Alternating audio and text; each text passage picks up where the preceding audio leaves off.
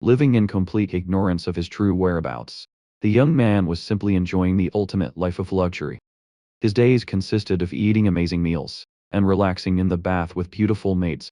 However, his carefree attitude shattered the second one of the servants happened to mention his family name, Asura, at that exact moment. Panic set and he realized he had been transported into psychedelia. A video game he used to play. Worse yet, he had reincarnated as Alan, the third son of the most terrible noble household imaginable, surrounded by horrible older brothers. According to the game's story, the Palacio family would be the very first to fall, when the 5 great sins eventually destroyed the entire world. Knowing that his comfortable days would end in death within a decade, Alan fell into despair, crying on his bed.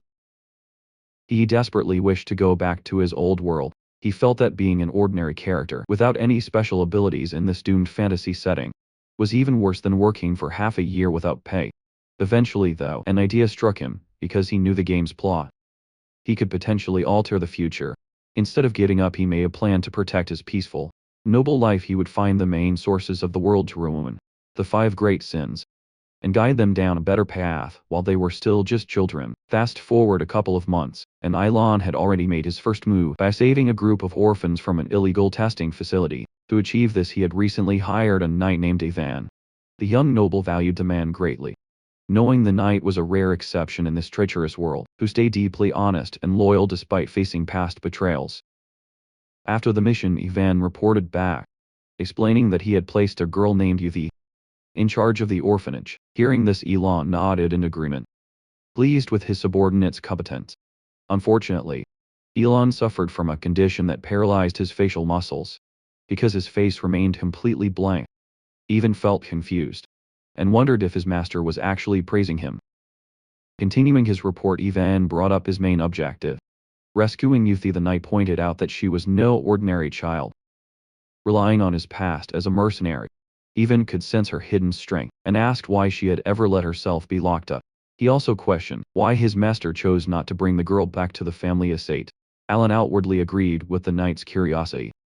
Secretly, however, it was all part of his master plan. He knew that leaving her at the orphanage might make it seem as though he were neglecting her, rather than using her potential. But he had to keep her there. He was fully aware of her true identity. Utapalatia came from a special bloodline that drew power from a mysterious, otherworldly being. If left to her original fate, she would eventually become the Sin of Wrath, turning into a terrible monster, responsible for the deaths of hundreds of thousands of people. Alan firmly believed that a peaceful childhood would prevent the young girl from turning into a monster. When explaining his decision to leave her behind, he simply claimed that the timing was not right to bring her home. This vague explanation left his knight completely speechless. Demanding absolute secrecy regarding the matter, the young noble then handed Ivan a handwritten note to deliver to Yuthi. Because the girl had recently suffered the horrors of human experimentation, Alan intended for the message to soothe her mind. Once the knight departed, the young man thought about the true nature of his message. Although the note seemed like a simple gesture of comfort, it actually contained a specific magical phrase. Having played the game extensively, he remembered the Archbishop claiming this exact incantation could win the favor of the Blood Clan. In his past gaming experience, he had tried using those words to pacify the Sin of Wrath. That attempt had failed, ultimately costing him his life, because the monster was already too far gone. However, he was optimistic that it would work this time around, since the girl was still young, feeling a deep sense of relief for seemingly preventing one of the world's major disasters. Alan could not help but laugh at how easily a single sentence might tame that terrifying creature. He figured the minds of religious fanatics were simply impossible to understand. At the orphanage, the situation was intense. As Utir read the message, an incredible amount of magical energy erupted from her body. She quickly realized that Alan was the sender, and the fact that he had chosen not to bring her along made her furious, radiating a lethal aura. The child managed to physically manifest her magic, an advanced skill typically limited to masters. Just as her anger peaked, she remembered his reasoning about the timing being wrong. Oddly enough, this explanation worked perfectly to calm her down. She viewed the letter's contents as a secret vow, meant specifically for her and her new master. Despite her current situation, she was indeed the Sin of Wrath, and the future bloody queen of her clan.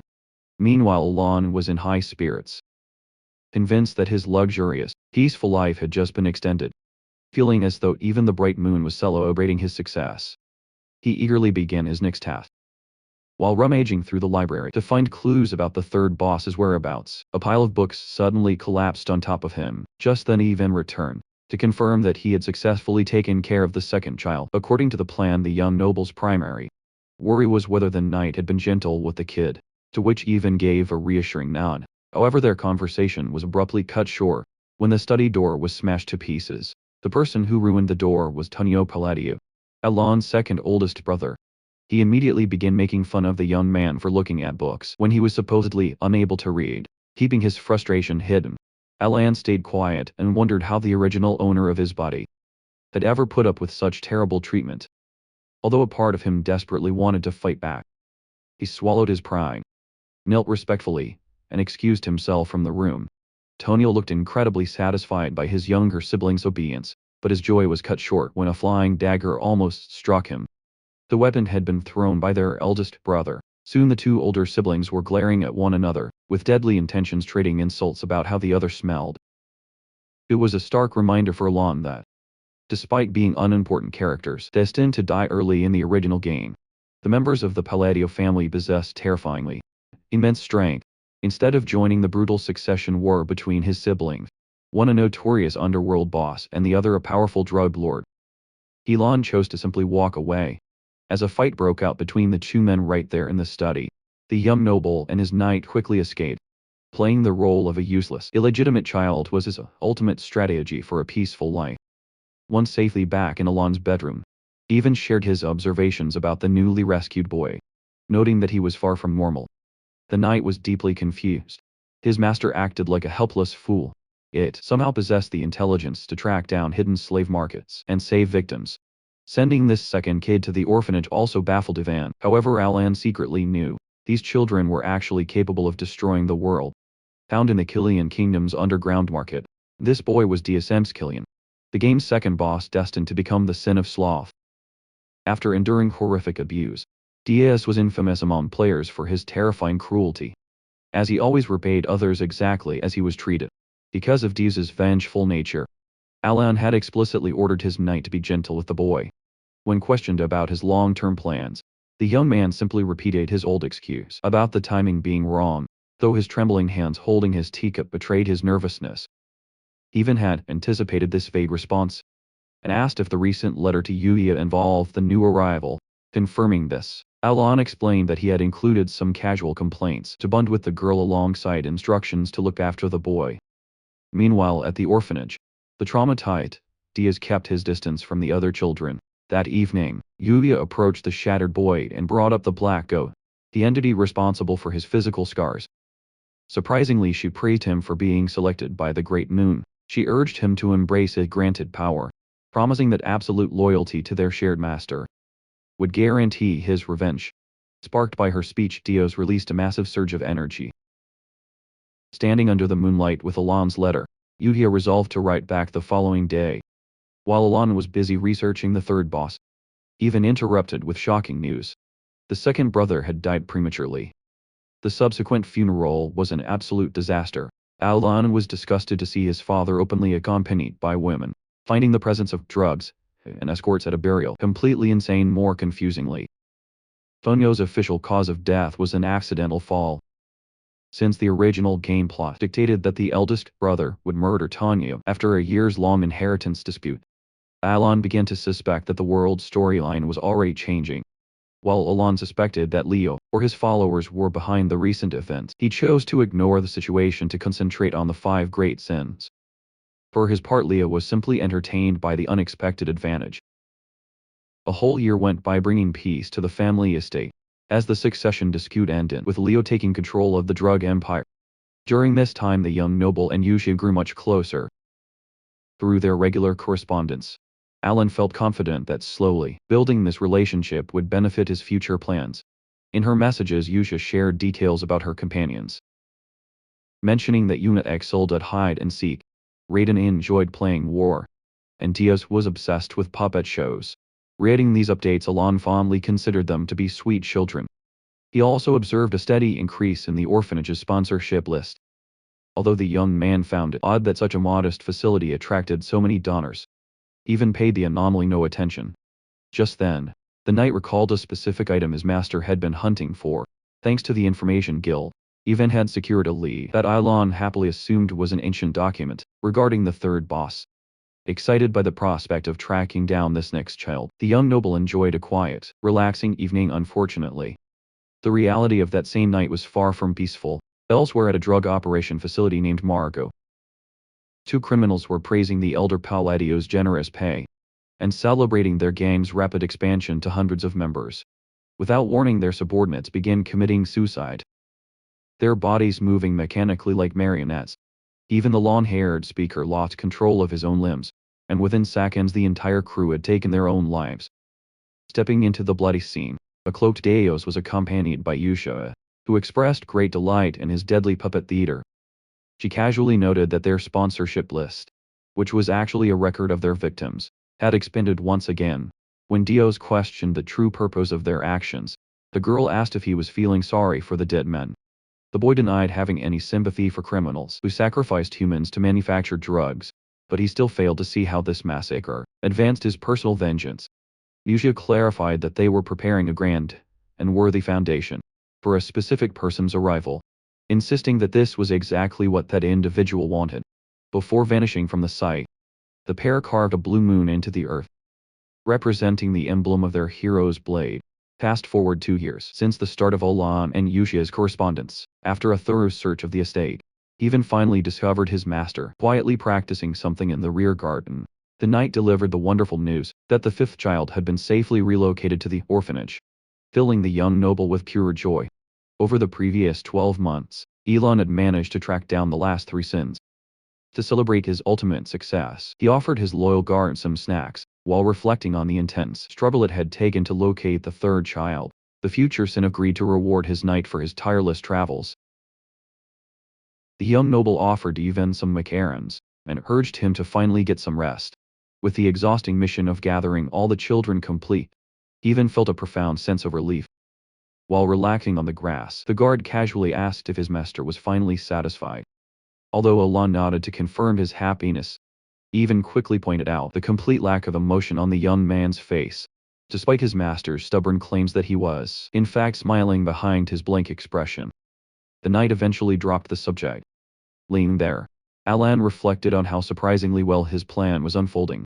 He theorized that, by saving the 5 future bosses from their originally tragic childhoods, he had drastically reduced the chances of them turning into the great sins. His initial fears about the children's well-being were put to rest. When Ivan delivered the latest update, the report revealed that the facility was operating perfectly, and the kids were incredibly cheerful, because Yusha was managing everything so flawlessly. Alon even cancelled his plans to hire a professional caretaker. He considered her to be a remarkably good kid, wondering if she had some personal history with orphanages. In her recent letter, she specifically assured him that everyone, especially Dios, was healthy and thriving. This positive environment was exactly what Alon needed to prevent their dark futures. Despite this success, Ivan expressed clear frustration over his master's continuous refusal to visit the children in person. Alon deliberately avoided the topic. While he knew building a personal bond might be strategic, the mere memory of the terrifying things those characters did in the original game made him feel sick. Even though he had saved them prior to their dark awakenings, the young noble remained absolutely terrified of them, roughly estimating that he might need at least 5 years before he could face them. Now that all 5 threats were safely ousted together, Alan shifted his attention to his own survival, realizing that magic was a necessity in this world. He planned to utilize his current body's natural magical talent. The conversation shifted when Ivan brought up a renowned organization, known as Blue Moon, having never encountered that name before. Alan listened as the knight described a powerful group, dedicated to wiping out criminal syndicates and corrupt aristocrats. Assuming the faction would naturally disband since it never existed in the original video game storyline, the young man dismissed the information entirely, ignoring his guard's assumption that a noble should know about a group targeting the corrupt elite. Elon simply ordered Ivan to sleep in the adjoining room. Meanwhile, far away at the orphanage, Yusha spent her evening reviewing the latest operational reports regarding her secret organization, Blue Moon. During a gathering of the secret Blue Moon organization, Alon proudly confirmed the elimination of her targets. As the sin of pride, she boasted that her identity remained hidden. Thanks to Rand's custom clothing, she had even offered to spare her victims if they could guess her eye color. but everyone had failed Ryan. The sin of greed. Coldly added that she had already incinerated the body. Meanwhile Raiden, the sin of misophobia, reported a successful sweep of the southern region, having violently disfigured the members of the Avalon Syndicate and the staff of an illegal lab. Pleased with their efficiency, Yuxia reminded everyone that they existed solely to serve the Great Moon. The mood quickly shifted when Diaz mentioned a looming complication. This instantly angered Yuxia, who believed everything should flawlessly align with their master's will. Diaz explained that Avalon's leader was actually the eldest son of Avalon's noble family, and worse, this man was actively plotting against their revered master.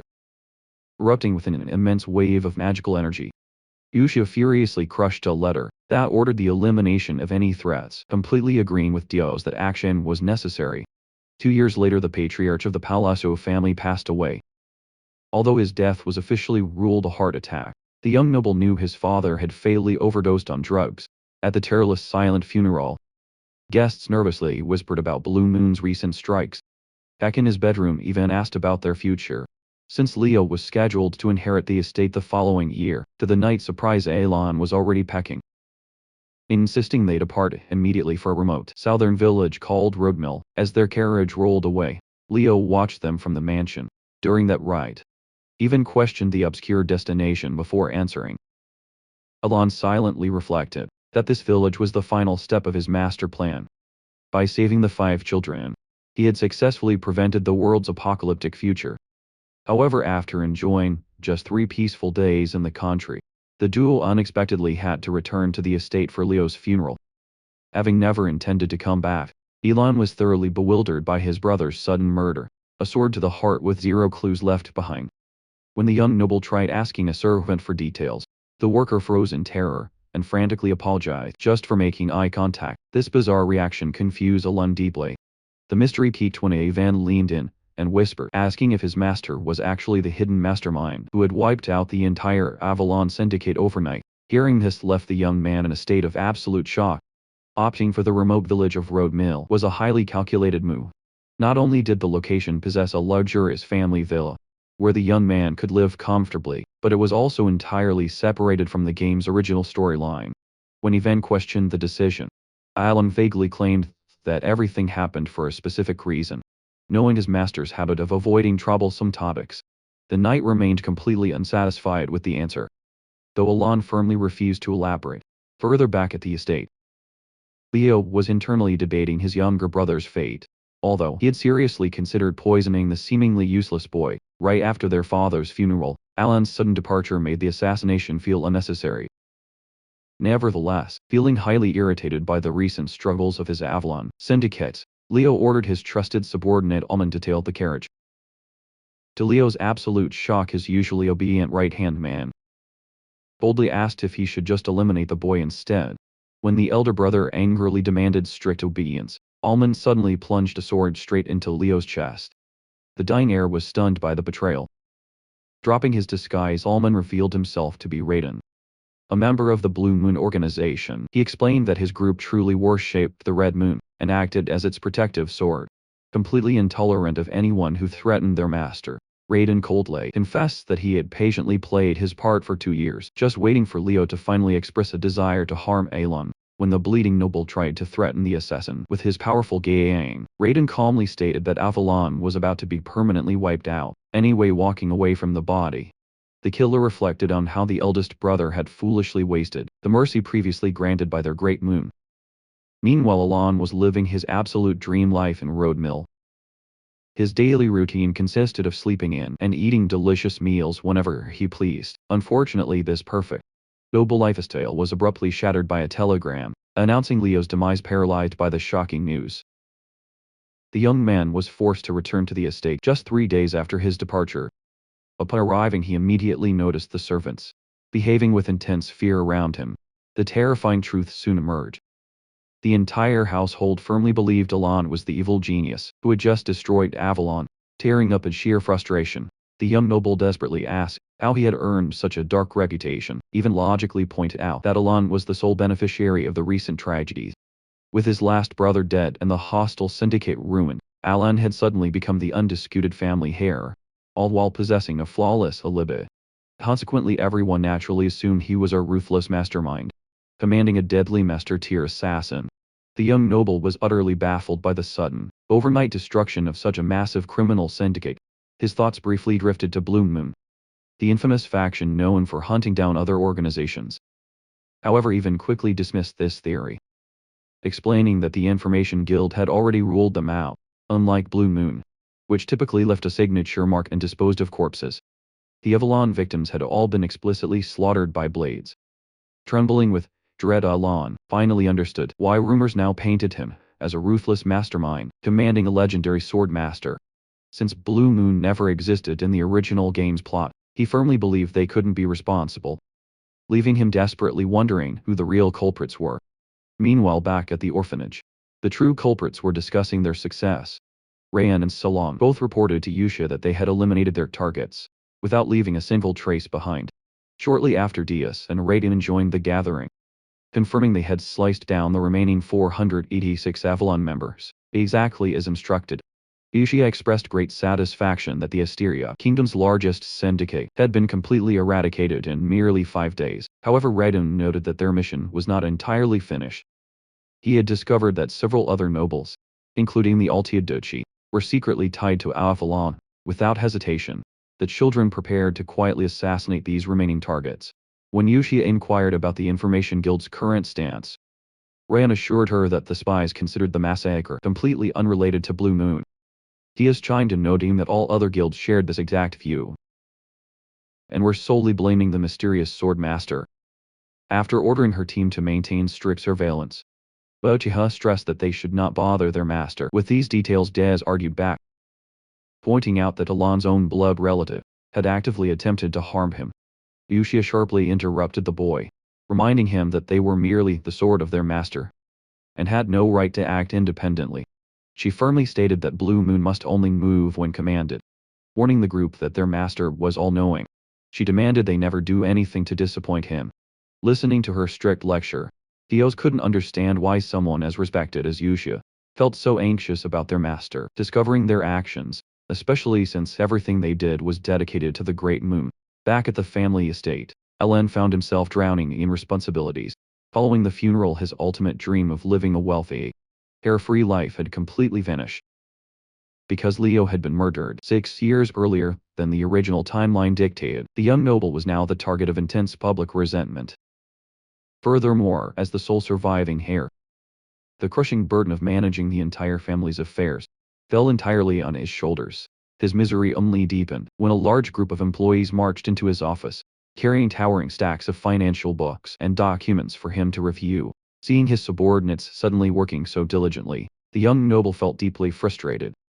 He clearly remembered how lazy they had been during his late father's rule, always taking the easy way out. As the vassals piled documents onto his desk, they misread his naturally blank expression as cold anger. Terrified by the dark rumors surrounding their new master, the workers silently swore to double their efforts just to stay alive. Meanwhile, Alon fully understood that their intense fear stemmed from his terrible reputation, secretly wishing they would just manage their own duties without constantly bothering him. Later, during a combat practice session, he even expressed utter disbelief at his master's progress. The knight was shocked that Alon had reached a second-year proficiency level through mere self-study in half the usual time, especially since magic was strictly an innate gift. Brushing off the praise, the young man simply claimed he had a bit of natural talent.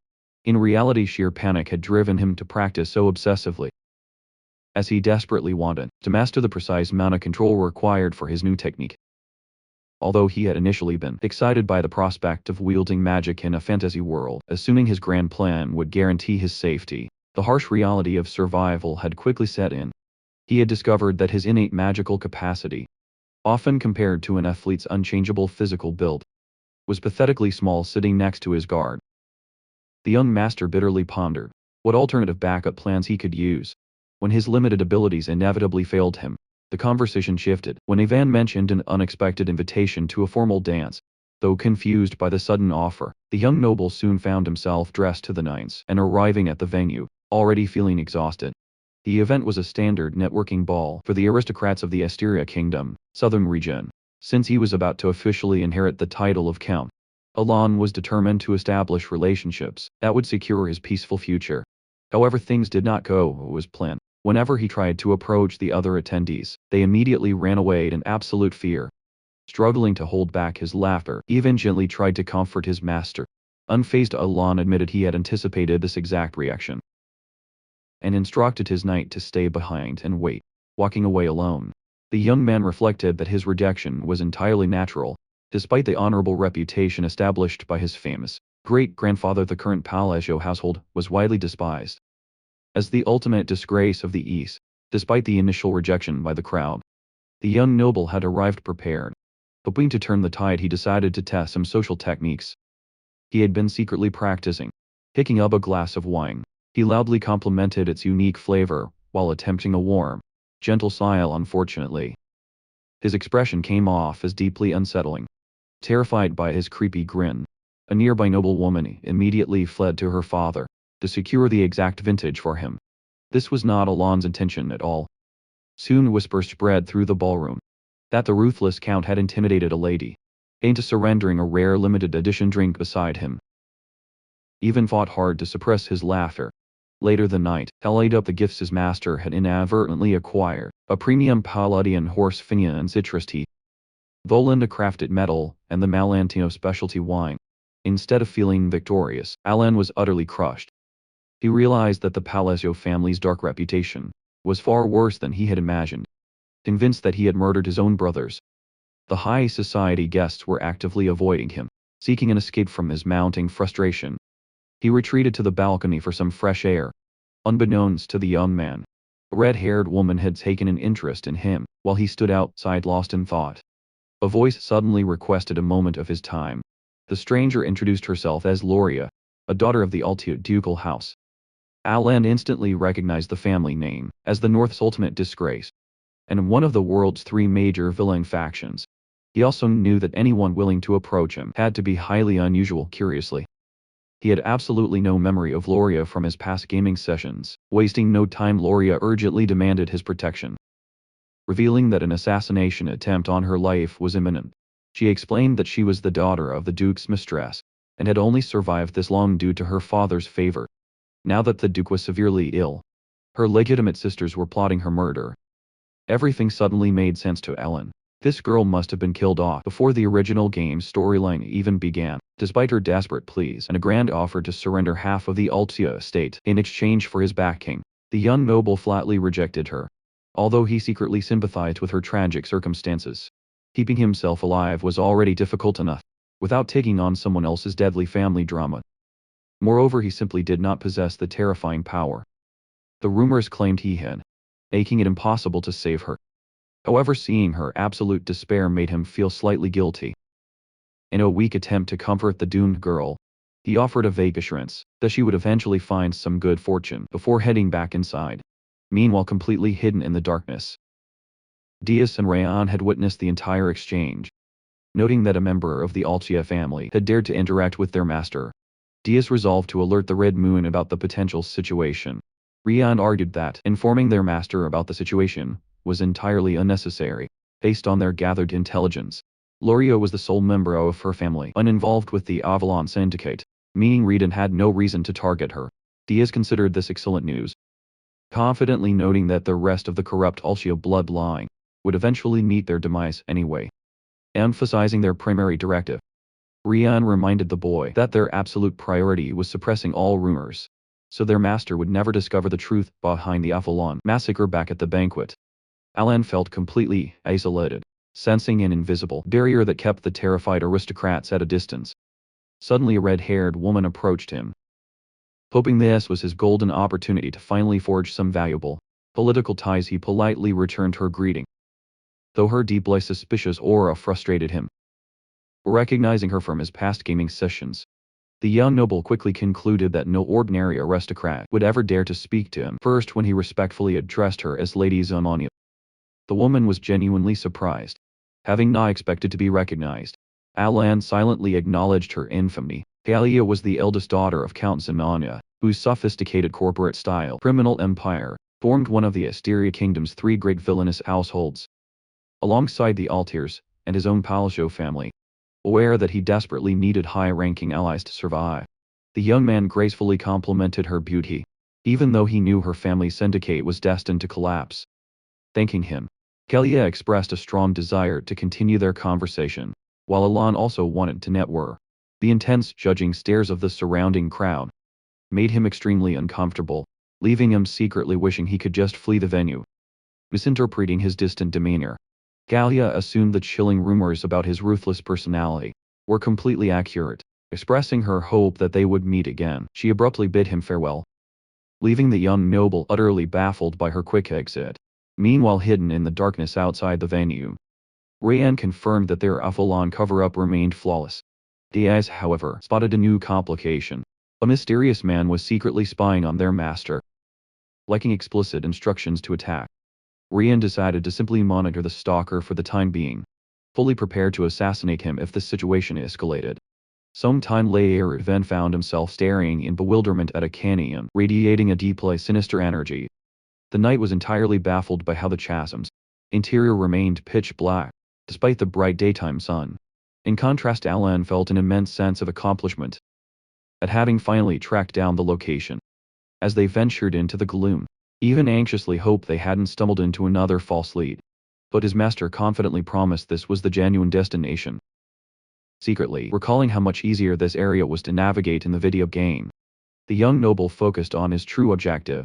He had traveled all the way to the southern site, known as the Labyrinth of Whispers, to claim a highly valuable artifact. By surviving the intricate riddles hidden within its 8 mysterious chambers standing before the massive doors of the labyrinth, the young noble clearly recalled the video game's entire walkthrough. However, experiencing the towering entrance in reality felt completely different from playing it on a screen. Observing the seemingly hand-carved structure, Ivan asked how his master had discovered such a hidden location. The knight grew visibly confused when Atlan casually claimed he used to visit the area frequently. Flashing a sly smile, the young man quickly clarified that he was merely joking. Inside the cavern, the duo witnessed terrifying dragon-like creatures being crushed by 2 giant floating hands. This deadly trap would easily crush them as well if they failed to solve the gate's riddle. Despite the immediate danger, Elon remained perfectly calm, deeply stunning his guard. Even after 4 years of loyal service, Ivan still found his master entirely unpredictable. None of their past missions seemed logically connected, and the knight simply could not fathom how a sheltered noble knew so much about an undiscovered dungeon. Soon Alan successfully answered the puzzle. As the heavy doors finally began to unseal, Ivan reflected that following this mysterious boy always yielded positive results, leaving him intensely curious about his master's ultimate plan. Meanwhile, Lon was simply rubbing his sore neck after staring up at the gigantic gate for too long. Once the doors fully opened to reveal a massive pile of treasure, the young noble instructed his guard to grab only a specific black ring before heading home. Although Ivan thought the plain item seemed completely worthless, Elon firmly insisted that taking any other loot would only cause them severe trouble. By slipping the ring onto his finger, the young man officially acquired a power known as the constraint. However, just as they turned to leave, the surrounding piles of rocks suddenly transformed into hostile golems. While Ivan frantically searched for an escape route to save his master, Elon surprisingly stepped forward to fight. The panicked knight shouted a warning, arguing that basic second-tier magic would never defeat such tough creature. Ignoring the warning, Alan activated his new artifact by uttering a command to commence the constraint. Instantly, powerful magical waves erupted from the dark band. As a mysterious voice began chanting a spell, the young man remembered this exact moment from the game's reward selection screen. This artifact functioned by absorbing into the user, granting immense strength in exchange for strict physical limitations. Shivering at the sound of the labyrinth's voice, Elon listened as it laid down its absolute condition. From now on, he was required to perform the complex hand seals of Babaloya every single time he cast a spell.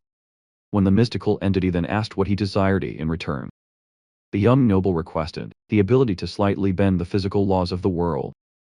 With that, the labyrinth officially granted his wish.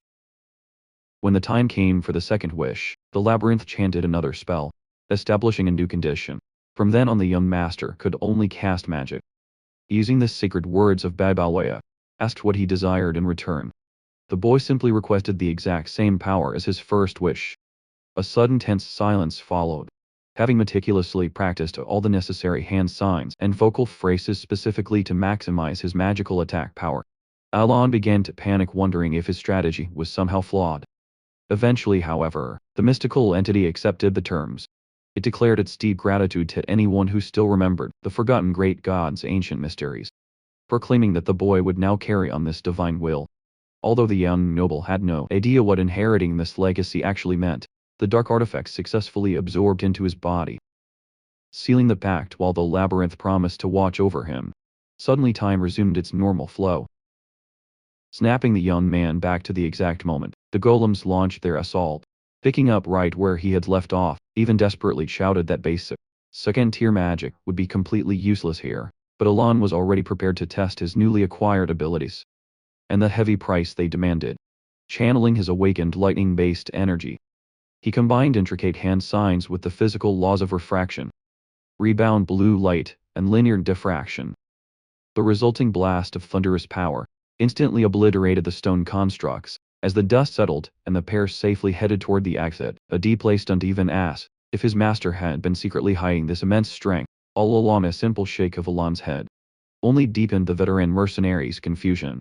Having never witnessed such destructive force in his 15-year career, the knight pressed further, verifying if that attack was truly just second-tier magic. Alon gave a firm nod, even though he was secretly just as baffled by the outcome. Inwardly, the young noble realized the spell's destructive force far exceeded anything he had seen in the original video game. While the game's turn-based system only allowed players to boost an attack with a single sigil or incantation per turn, reality operated much differently. He had somehow managed to cast a chain lightning spell that was multiplied over 5 times, by rapidly stacking 4 distinct incantations and sigils. By combining these thunder blades, he had formulated a massive, large-scale magical assault. He ultimately concluded that accepting the severe handicap, forcing him to use specific gestures and chants for every single spell, had yielded an unexpected reward. Because the labyrinth recognized him as the inheritor of the forgotten god's will, his baseline magical output had been miraculously amplified tenfold.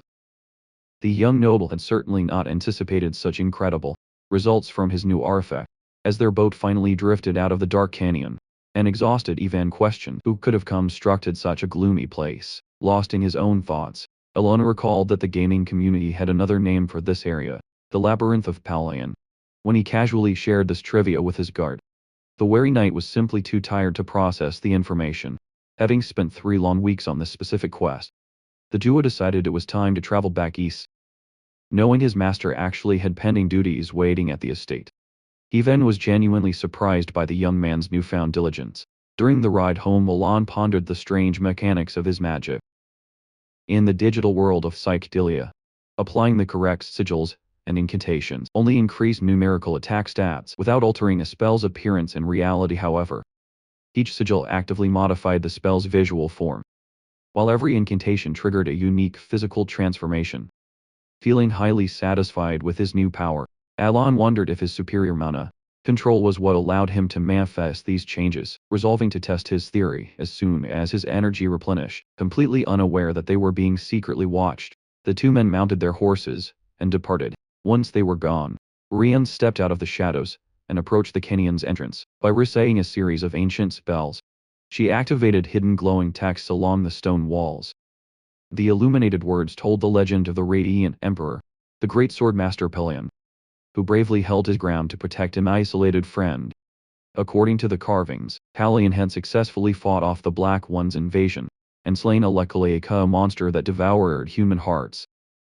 Having been born with a sacred duty tied to the ancient library, Rian was intimately familiar with this history because she had overheard Alon casually naming the labyrinth's creator. She realized the young noble possessed knowledge far beyond ordinary historical records. What baffled her most was that the Great Moon had once referred to Pelion as a highly respected friend, yet the specific magical chant Alon used did not exist anywhere in her ancient archives. Unable to piece together his true identity, she left the canyon, feeling both delighted that the Red Moon's claims were accurate, and slightly guilty for merely being a follower. Her thoughts were soon interrupted by the arrival of Diaz. The boy frustratingly reported that his intelligence-gathering mission had failed, because his intended target had already been murdered. Recognizing the severity of the situation, Rian decided to report the complication to their superiors for proper handling later that same evening at the Sinania estate. Kalia reflected on her brief encounter with Alon. She concluded that the dark rumors about the young count were absolutely accurate, specifically noting his cold and emotionless stare. What puzzled her most, however, was his claim that she was famous. While the Simania family was undeniably powerful and well-known, Kalia herself rarely attended social events, making his immediate recognition of her highly unusual. Hoping for some insight into the strange boy's behavior, she asked her father for his perspective, but the count remained completely silent. In a shocking twist, Kalia simply snapped her fingers to take complete physical control of her father, forcing him to do her bidding. Brimming with excitement, she noted that no one would ever suspect her of secretly running the household, while the actual count acted as a mindless puppet. While reminiscing about how Elon had easily spotted her hidden spite, a servant abruptly summoned her to her private chambers. Upon entering, Kalia discovered the corpse of her operative. An informant quickly assured her that the dead girl had not leaked any secrets, explaining that a protective magical seal had never triggered. Rather than being upset, Kalia smiled. She admitted that Alan had caught her completely off guard during their brief meeting, surprised that she had been so easily exposed. Meanwhile, the young noble remained entirely oblivious to this dark situation. Far away in the Altia territory, a despairing Loria sat quietly reflecting on her failed negotiation. She realized that the young underworld noble possessed the same freezing, ruthless gaze as her own father, making him an incredibly dangerous enemy. Even though he had been her absolute last resort, she understood why he had rejected her offer. Thanks to her 4 greedy siblings, she had absolutely nothing of value left to trade. Up to that point, her survival had depended entirely on her ailing father's affection. However, her bleak reality shifted the moment she stepped inside her family's mansion. Frantic maids rushed over to report that 2 of her siblings, Lady Phelan and Lord King, had unexpectedly committed suicide. Utterly stunned, Loria could not fathom why such ruthless relatives, who would gladly stab their own family in the back, would ever take their own lives. When she inquired about her remaining siblings, Tom Allian and Marianne and the servants soon made a gruesome discovery. The pair had slaughtered each other inside a locked room. As sheer panic consumed the household, nobody could make sense of the bloody tragedy. Unnoticed by the chaotic staff, Raiden quietly slipped away from the property, having secretly caused the entire massacre. Amidst the running maids, Loria suddenly remembered Alon's parting comment about good fortune, heading her way connecting the dots. She mistakenly concluded that the young man was a terrifying mastermind who expertly hid his true identity. While waiting to seize power from the shadows, trembling with fear, she finally grasped the horrifying weight of his so-called blessing. Following the sudden death of her siblings, Loria officially inherited the Altia Duchy. Although she shuddered with deep regret over making a deal with a man she now considered a literal demon, she knew betrayal was completely out of the question, having witnessed the gruesome fate of those who opposed him. The new heir resolved to push forward without looking back. Fast forward 2 months, and an oblivious Elon received a surprise package from the new Duke of Altia. To his great astonishment, the gift was an extremely rare Kernix wine, an incredibly expensive luxury that cost several thousand gold coins per bottle. Upon opening the package, the young noble discovered a personal note, revealing that the sender was actually Loria, not the old Duke. Hearing the messenger explain that the new head of the family had personally arranged the hand-delivered gift, left Elon completely speechless. He realized that the desperate girl had somehow officially become the Duke of Altia, which made him feel a pang of guilt for abandoning her during their previous meeting. Meanwhile, far away in her own office, Loria was finally stretching her tired muscles after 2 solid months of grueling work. She had formally inherited the title shortly after her father succumbed to his illness, even though her siblings had died under incredibly sudden and mysterious circumstances. Right after the banquet, she had miraculously avoided any suspicion. Before that fateful night, her siblings had already destroyed her personal faction, leaving her terrified and defenseless. Now, however, she was absolutely convinced that Elon had secretly orchestrated her rise to power. Despite his initial refusal to help, deeply intimidated by what she assumed was a grand master plan, Loria had purposely kept her father's passing a secret from the young man, to avoid being a nuisance. She reasoned that a powerful underworld tycoon like him must have saved her, because he needed the Altia family's cooperation and prestigious name for his future schemes. Having recently united all the factions within her territory, she still felt her influence paled in comparison to the immense power she believed Elon was hiding. Resolving to prove her worth, she dedicated herself entirely to her new duties. anxiously hoping her luxurious gift would please her supposed benefactor.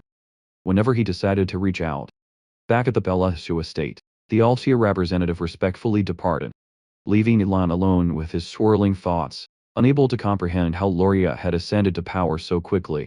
He could not shake the unsettling feeling that events were spiraling completely out of his control. Fast forward and a full 5 years had elapsed since the young man first woke up in the fantasy game world. Entering the room, Ivan greeted his master, quickly correcting his usual title to Count. Although the official succession ceremony had not yet occurred, Elon had been granted permission to use the noble ring. Since the start of the new year, inwardly the promotion depressed him, as taking on such heavy responsibilities had never been part of his dream for a peaceful life. Still, he tried to stay optimistic, figuring he would eventually learn to enjoy the luxurious benefits of his status. Their conversation was interrupted by the arrival of a new letter from Yusha discussing their ongoing investigations. Even noted that they still lacked any solid clues regarding Leo's mysterious assassin, and asked if his master was actively seeking revenge.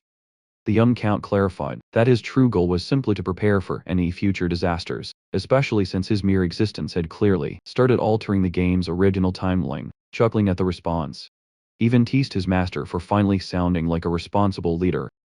Ignoring the joke, Ilan opened Yushia's letter, relieved to read her assurances that the orphanage was running perfectly, and that all the children were happily occupied with their personal hobbies. According to the latest update from the facility, the children had developed distinct hobbies. Diaz had become an expert at puppet shows. Cielon loved playing games with her friends. Rian was deeply focused on her research, and Ridan had found a passion for gardening. For Ilan, receiving these monthly updates had evolved into a comforting, familiar routine. Even though he had never actually met them face to face, he felt genuine joy supporting them financially from afar. When he inquired about their current ages, Ivan informed him that the group was finally old enough to enter society as independent adults. Although the young noble felt slightly saddened by how quickly time had passed, he accepted reality and decided it was time to set them free. This decision deeply confused his knight, who had always assumed his master had rescued the children for a specific hidden agenda. However, Ilan simply wanted them to forge their own paths, having successfully prevented their dark awakenings as the great sins. He was confident they would thrive on their own, drawing on his knowledge from the original video game. He remembered their unique innate talents. Yushi excelled in faith, deis, and swordsmanship. Rian in academics, Sealing in combat, and Raiden in leadership, believing that guiding them toward their natural strengths would guarantee bright futures. Elon spent an entire day writing personalized letters and preparing a parting gift for each of them. Once finished, he handed the stack to Ivan for delivery, sincerely hoping the 5 youths would use his guidance to step boldly into the real world. Meanwhile, back at the orphanage, the 5 fully grown youths received their individual messages. Their reactions ranged from eager excitement to intense seriousness. Instead of reading the letters as heartfelt farewells, the group treated them as strict formal commands. Before opening the new instructions, Yushia insisted on reviewing their past correspondence, since the other children had never been allowed to read Yushia's private letters before. Seolin was thrilled to finally see them. However, as everyone examined the old documents, they were puzzled to them. The texts read exactly like ordinary, casual conversations rather than secret operational directives. Addressing their confusion, Yushia explained that their master had purposely disguised his commands as everyday complaints from the very beginning, to avoid interception. To illustrate her point, she referenced his very first letter. In it, he had casually asked how she was doing, before complaining that his second brother had treated him like a piece of furniture. Yusha confidently interpreted this mundane venting as a direct assassination order, pointing out that he had also instructed her to reply once she had settled in, which she took to mean reporting back after the kill. She further revealed that his simple request to take care of the orphanage had actually been a coded mandate to establish the Blue Moon organization. Stunned by this meticulous planning, Dios remarked that such a complex method was a brilliant way to prevent information leaks. Yusha firmly agreed, confirming that reading between the lines was the only proper way to decode their master's hidden will. Discussing their master's communication methods, Dios argued that meeting Aelin face-to-face or using magical devices would be far more practical. Reedon agreed, pointing out the clear danger of their physical letters being intercepted. However, Yusha quickly shut down their complaints, firmly reminding everyone that their only duty was absolute obedience. Prompted by Sale, the group finally opened their new instructions to discover their future destinations. Elon has signed Dios to the nightly realm of Calaban, Seal into a colony raided into the entertainment hub of Raxus, Ryan to the maze-like city of Lartania, and Yusha to the holy kingdom of Rasoria. Although Dios was utterly baffled by the command to become a knight, he was relieved to read that their master would continue funding them, with the hidden locations of their parting gifts clearly marked in the letters. The youths prepared to depart immediately. Before they scattered, Yushia issued a final strict warning to keep the Blue Moon organization's existence an absolute secret. A couple of months went by, with Alan deeply focused on his magical studies. When he asked for an update on his brother's murder, even admitted the Information Guild had found absolutely no leads. This lack of evidence made the young noble realize just how drastically the world's original plot had shifted because of his interference. For instance, Loria was supposed to be dead, yet she was currently expanding her criminal empire as the new Duchess of Altua. Considering that hiding from the Information Guild was practically impossible in the original game, Milan felt a chill of genuine fear. Concluding that digging into such unpredictable mysteries could easily get him killed, he abruptly commanded his knight to cancel the investigation. He figured that as long as he left these dangerous secret factions alone, they would likely leave him alone too. Just as he dropped the subject, he even shared some surprising news. Dios had officially earned his knighthood in Calaban. The updates only grew more impressive from there. Within 3 months, the knight reported that the boy had established his very own knightly order, a feat that shocked Alon, since it meant Dios had somehow achieved expert status in record time. Even also noted rumors that Calaban's next sword, the formal title for a master knight, would likely emerge within the next decade, leaving the young noble bursting with pride. Exactly 1 year after the youths had left the orphanage, Alon officially inherited the title of Count. During the celebrations, even walked in with unbelievable news. Dios had already been crowned as a master knight. Baffled, the new count muttered to himself, recalling that this prestigious rank was strictly reserved for sword masters in the game's lore. A sword master was a superhuman warrior who had mastered the aura blade and unlocked a rare advanced skill known as derivation. Clarifying the situation, he even explained that the boy had not yet unlocked derivation. However, because Calaban had recently lost one of its top warriors to northern invaders, the nation awarded Dios the title after he successfully defeated their 4th sword in combat. The young count was absolutely astounded. Mastering mana typically took 15 years, while achieving derivation required decades of rigorous training. Yet Dios had reached this incredible peak in a single year, with 0 prior experience. Alan confidently assumed the boy would soon break the game's record for the youngest master knight, currently held by a character named Reinhardt, once he figured out derivation. Imagining how having such a powerful ally could benefit his own peaceful life, Alan briefly smiled before sighing in disappointment. Realizing the boy probably owed him nothing, dismissing his master's complaints, he then pointed out that this distance was perfectly natural, considering Alan only ever bothered to write letters to Yushia. Despite his minor complaints, the young count knew that Yushia's correspondence always contained news about the other youths, since the group constantly monitored one another, secretly hoping to receive at least a simple expression of gratitude for the parting gifts. Alan felt a sting of disappointment. To snap himself out of his gloomy mood, he lightly slapped his own cheeks.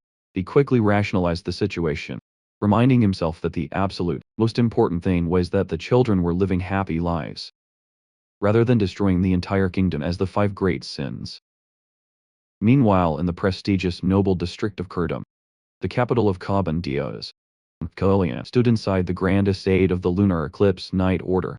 Now serving as the Order's captain and holding the title of the youngest Master Knight, he looked out a window and shared a warm wave with his sister. Reflecting on the past year, he still felt slightly embarrassed by his emotional journey. Originally, his heart had been consumed by pure, uncontrollable hatred.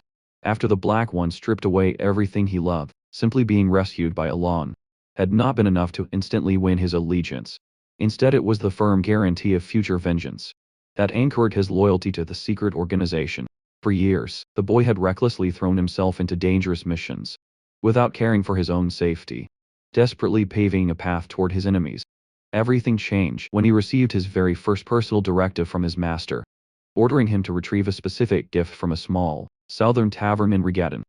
Although he had 0 interest in presents, Dios followed the instructions and experienced the shock of his life. Waiting at the end was his beloved younger sister. Through Alon's unexpected intervention, his shattered world had been miraculously made whole again. While they later sat together sharing a cup of tea, Dios gently asked Shirley to explain how she had survived. Since their tragic separation, the girl recounted being abducted by the same villains, spending what felt like an eternity waiting in terrifying darkness. Just as her turn for execution arrived, a miraculous rescue occurred. Years passed and she eventually found herself on the brink of being auctioned off at an underground slave market, until Ivan violently dismantled the operation to free her. From that day forward, Shirley had been provided with constant medical care and financial backing. Most shockingly, she revealed a letter from Alan himself, which promised her that she no longer needed to worry, as both siblings were permanently protected under the Palacio family's power. Seeing his master's actual name on the paper left Diaz completely paralyzed. He could not comprehend why the secret of Great Moon would willingly expose his true identity. Furthermore, the knight was deeply baffled as to how Alan even knew about his sister's existence in the first place, considering Diaz had never mentioned his family to anyone, even Yuthi, his closest associate. Only knew the vague detail that he had survived a brutal attack by the Black Ones. Remembering Nadia's firm belief that their master knew absolutely everything, Dio suddenly found all his lingering doubts vanishing. The puzzle pieces had finally clicked into place. Although he had once judged the girl's intense devotion, the knight now realized his own foolishness. It became incredibly obvious that Alan had been aware of his sister's survival all along, suddenly guiding the deeply isolated boy toward this joyful reunion. Pulled from his deep thoughts by Shirley's voice, Dios gently patted her head. He reflected on how his blade had previously been driven purely by bitter hatred. Yet the Great Moon had generously forgiven his shortcomings, discovering that his precious family was actually alive. Replaced his obsessive desire for revenge with an overwhelming sense of gratitude. Consequently, he completely understood Yusha's unwavering loyalty to a leader. With such incredible foresight, determined to properly repay this massive debt, Dios silently soared to climb to the very top of Caliban's ranks, aiming to assemble an elite squad of master swordsmen. Jumping forward to the present day, the young knight had successfully established his own military division. As he stood in front of his elite troops to deliver a permission briefing, Dios announced that their next campaign would serve as the bedrock for the eclipse. Knights eagerly anticipating the moment he could finally offer a worthy tribute to his savior, he firmly commanded his soldiers to demonstrate their true value under the moon's watchful gaze, before marching out to fight the northern barbarians. Meanwhile, back at the Palacio mansion, Elon was enjoying a quiet rest, feeling quite content that his 5 words had safely reached adulthood. His peaceful moment was interrupted when a sudden breeze scattered his chaotic research papers all over the floor. Ever since his dangerous trip to the labyrinth, the young count had been intensely studying his new magical constraints. Reviewing his organized notes, he detailed how different vocal commands uniquely altered his spells. For instance, he discovered that adding the concept of refraction widened the spell's impact area by magnifying its structural flaws. Furthermore, repulsion changed a projectile's shape to allow energy transfer. Blue light boosted parallel elemental forces like lightning, and linear diffraction provided the piercing power needed for critical strikes. Along with these effects, Elon had formulated a strict set of casting rules. He deduced that inappropriate vocabulary would cause a spell to fail. Exact phrases could never be repeated, and he was capped at a maximum of 4 distinct modifiers per attack. Moreover, his naturally low mana pool restricted him to performing this ultimate technique just once every 24 hours, because the ancient Babylonian chants were an obscure, forgotten mechanic in the original video game. The young noble was forced to figure out all these complex rules entirely on his own, eager to put 2 full months of theoretical work into practice. Elon initiated his lightning-based attack. By deliberately destabilizing the core of his gathered manosphere, he generated a volatile electrical shock. As he sequentially commanded the energy to fix it, compress, collapse, and ultimately bloom, his normally pathetic magic transformed into a devastating, massive force. Watching the resulting explosion, the young man confirmed that the specific sequence of his spoken modifier was absolutely crucial to the spell's success. Distinctly recalling a previous disaster, where he had foolishly tried triggering the collapse command first, a sudden shout of absolute disbelief interrupted the young count from behind. Turning around, he found Kalaya and her butler completely paralyzed by shock. The pair immediately identified his technique as an origin a legendary class of magic theoretically reserved only for supreme 7th circle mages. This comparison deeply stunned Aelin, since reaching the 7th circle meant standing at the absolute peak of the magical hierarchy. Earlier that day the two unexpected guests had been waiting inside the Palacio reception room with two specific goals in mind. The butler was carrying a secret weapon capable of severely damaging the Sinania family, while Kalia personally wanted to investigate Elon's true motives, sense his rumored magical power, and evaluate his hidden guards. Her confident plans had derailed when they decided to wander around the estate to find him, only to accidentally witness his magical experiment. Now Kalia was shocked to see her usually arrogant companion violently trembling in terror. Her butler beyond Kel was an infamous 5th-rank mage who had been banished from the official magical tower for conducting illegal human experiments. Despite possessing enough raw power to easily wipe out an entire military battalion, the normally prideful criminal was shaking with fear. Addressing the intruders, the young noble coldly demanded to know the purpose of their visit. Kalia quickly apologized for the unannounced intrusion and for wandering around his property, attempting to clear the air. Elon firmly denied using an origin spell, honestly estimating his own abilities to be around the level of a mere 2nd-rank mage.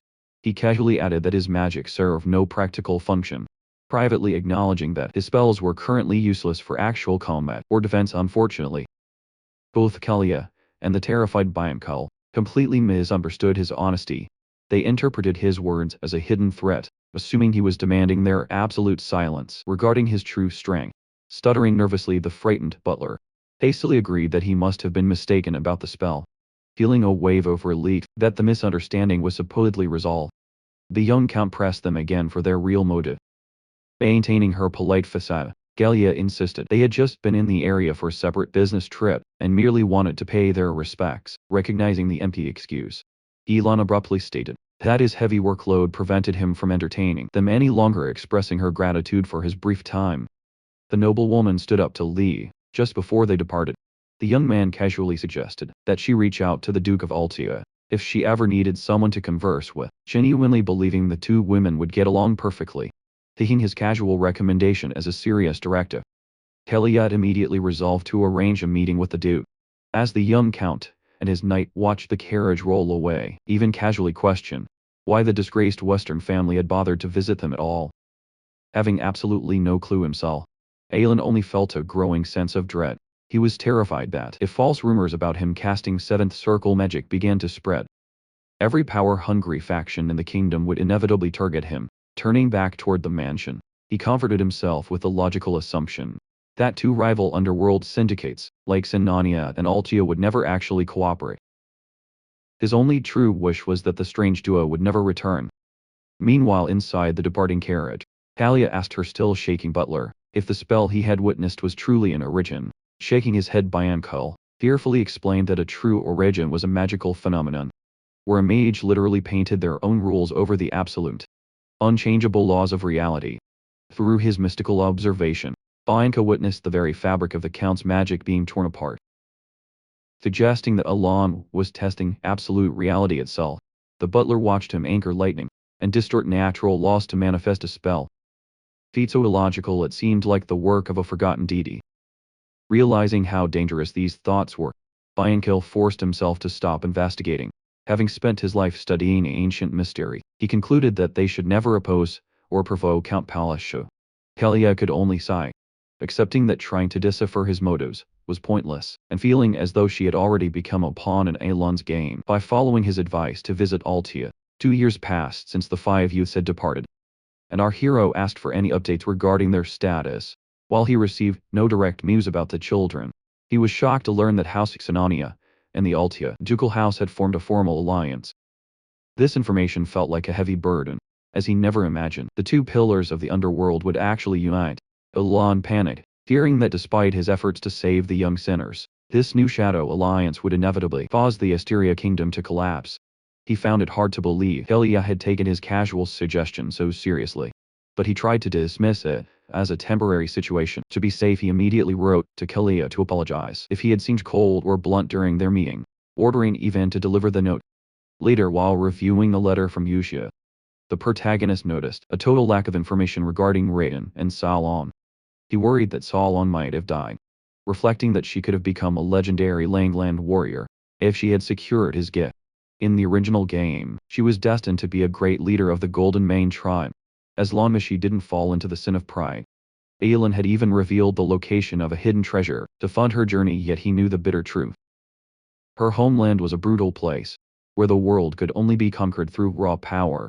The narrative shifts to the desert kingdom of Kalani, where Solong has finally completed a grueling ordeal. As she stretches, she wears the gift provided by Aelin, reflecting on how she initially mistook the Golden Mane essence for a simple lucky charm. She now understands that the childhood stories of her people were actually true. Her tribe descends from the legendary Golden Mane, the sovereigns of all beastskin. The artifact she holds is a centuries-old heirloom that bestows both immense power and divine right.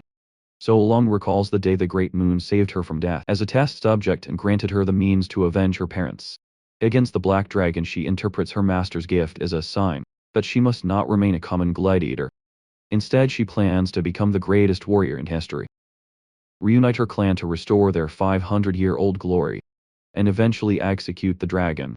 Looking up at the moon, she vows to dedicate her life and the future of the strongest beastskin lineage to her savior. Meanwhile, back in the office, Yvain presents the latest intelligence gathered by the Information Guild regarding the 5 youths. The reports indicate that Xiaolong has become famous in Colony, earning the nickname Golden Flash due to her incredible exploits. Aelin is visibly relieved to hear of her success, and even notes that her strength is a perfect fit for a lawless place like the Desert Kingdom. However, news about Raiden remains scarce since his departure for the trade city of Raktas. Although some leads exist, Yvain is still verifying their accuracy. The atmosphere shifts as Alon coldly asks his knight if he is currently occupied. After confirming he has finished all his tasks, Yvain is told they must begin preparing for a month-long journey to a magic tower. The knight is caught off guard, as his master had neglected to mention this plan until now. While Yvain points out that the Green Magic Tower is only a week away, Aelin clarifies that their destination is actually the Blue Magic Tower, located near the Labyrinth City. Despite his deep dislike for long carriage rides, the young count considers the trip essential. He knows of a specific item at the tower that can compensate for his naturally low mana reserves. Recalling his time in the game, he remembers that Lartania was the primary location for gaining experience in Psychedelia. The city's central labyrinth was famous for providing better loot the deeper a player ventured. However, it was also a source of frustration for many, as no player had ever reached the bottom, leading to rumors that the dungeons simply descended forever, because the endless maze continuously yields new relics and artifacts. Certified magic appraisers in this region have become both highly respected and incredibly wealthy in this environment. A girl named Rhine is preparing for her upcoming appraisal exam. Back at the estate, our hero reflects on the gift he sent her, worrying it might be too small, since it was only intended to assist with basic equipment evaluation. He resolves to provide more significant support later, if his initial gesture proves insufficient. The narrative shifts to Larthenia, a lawless city teeming with mercenaries and explorers. Tucked away in a southern corner is a secretive shop called Mare, which has become famous for its elite services, drawing in a rank adventurers and high-ranking nobles. Even the Lord of Lartania is a frequent visitor. During his current stay, Rian finishes evaluating a mana-powered flame device for him. The Lord is impressed, noting the item's rare ability to hold an imprint. Rian further clarifies that a tiny amount of mana is enough to keep the flame alive for an hour, leaving the satisfied Lord to depart. The shop's reputation actually stems from a specific imprint, known as Screech, which was a gift from our protagonist. As Ryan works on another device, she happily recalls the words from his letter, encouraging her to pursue this profession. Initially, she struggled to see how being an appraiser connected to her master's goal of defeating the Black Ones, especially since she views him as a figure from the era of Forgotten Gods. However, her perspective changed once she received the Eye of the Tail. This artifact, which does not exist in any known library, allows her to instantly identify items below a certain mana level. After lifting the seals, Rian realized the imprint was actually a tool for gathering power. She now views her work as a way to collect sacrifices to eventually overcome the Black Ones, noting that she still needs 252 more for the power to reach full bloom. The artifact works by absorbing specific high-ranking relics to increase its stats, though its eye only reacts to the correct items. Using the wrong sacrifice would cause all her accumulated power to disappear. Born within the Library of Eternity, Rian is the only one capable of distinguishing these high-rank sacrifices. With a cold smile she commits herself to defeating the Black Wolf, believing her actions perfectly aligned with the Great Moon's vision. 3 weeks later, Aelin and Even finally arrive at the Blue Magic Tower. Their timing is unfortunate however, as the Tower Master is currently away. Instead they are received by the Vice Master, a sexturkle mage named Pia Client, who bluntly instructs them to state their business, and depart quickly. Upon encountering her, the protagonist immediately recognizes a face from the main storyline.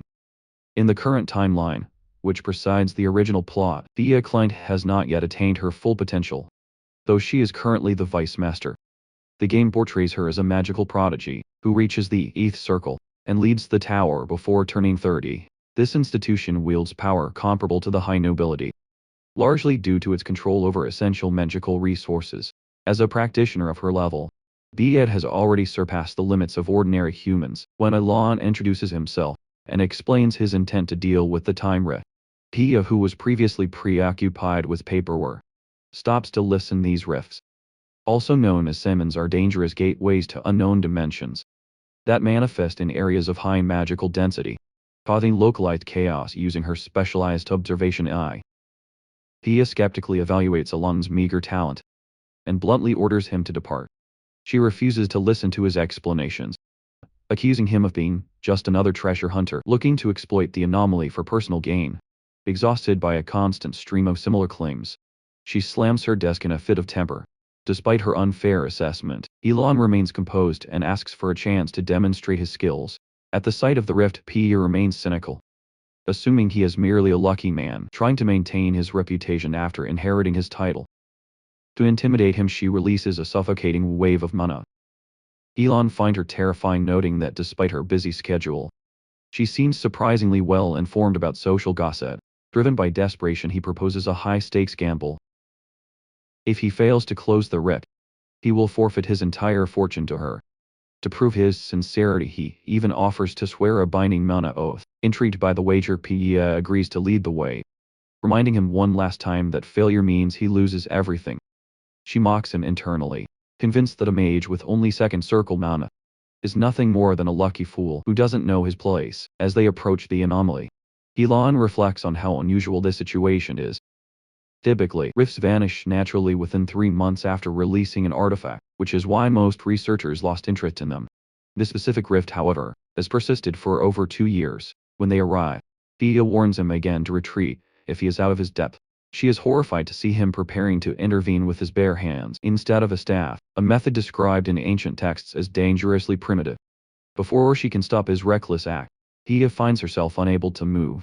Time itself seems to have frozen around her. Peering through her observation eye, she is shocked to see a colossal red eye looming over Elon. Her magical sight begins a frantic analysis of the phenomenon, revealing strings of dark, ominous text. Suddenly, the massive eye manifests physically, and turns its gaze toward her, exerting an absolute pressure that leaves her trembling and drenched in sweat deep down. Pia grasped the gravity of the command she had just received. Moments later, the colossal eye shut tightly and faded into nothingness. With the anomaly gone, Elon turned to her and confirmed that the gateway was officially sealed. From his perspective, the task had been fairly straightforward, requiring only the correct sequence of items and techniques. He then moved to collect the relic he had just earned, knowing he might need to repeat this process one day.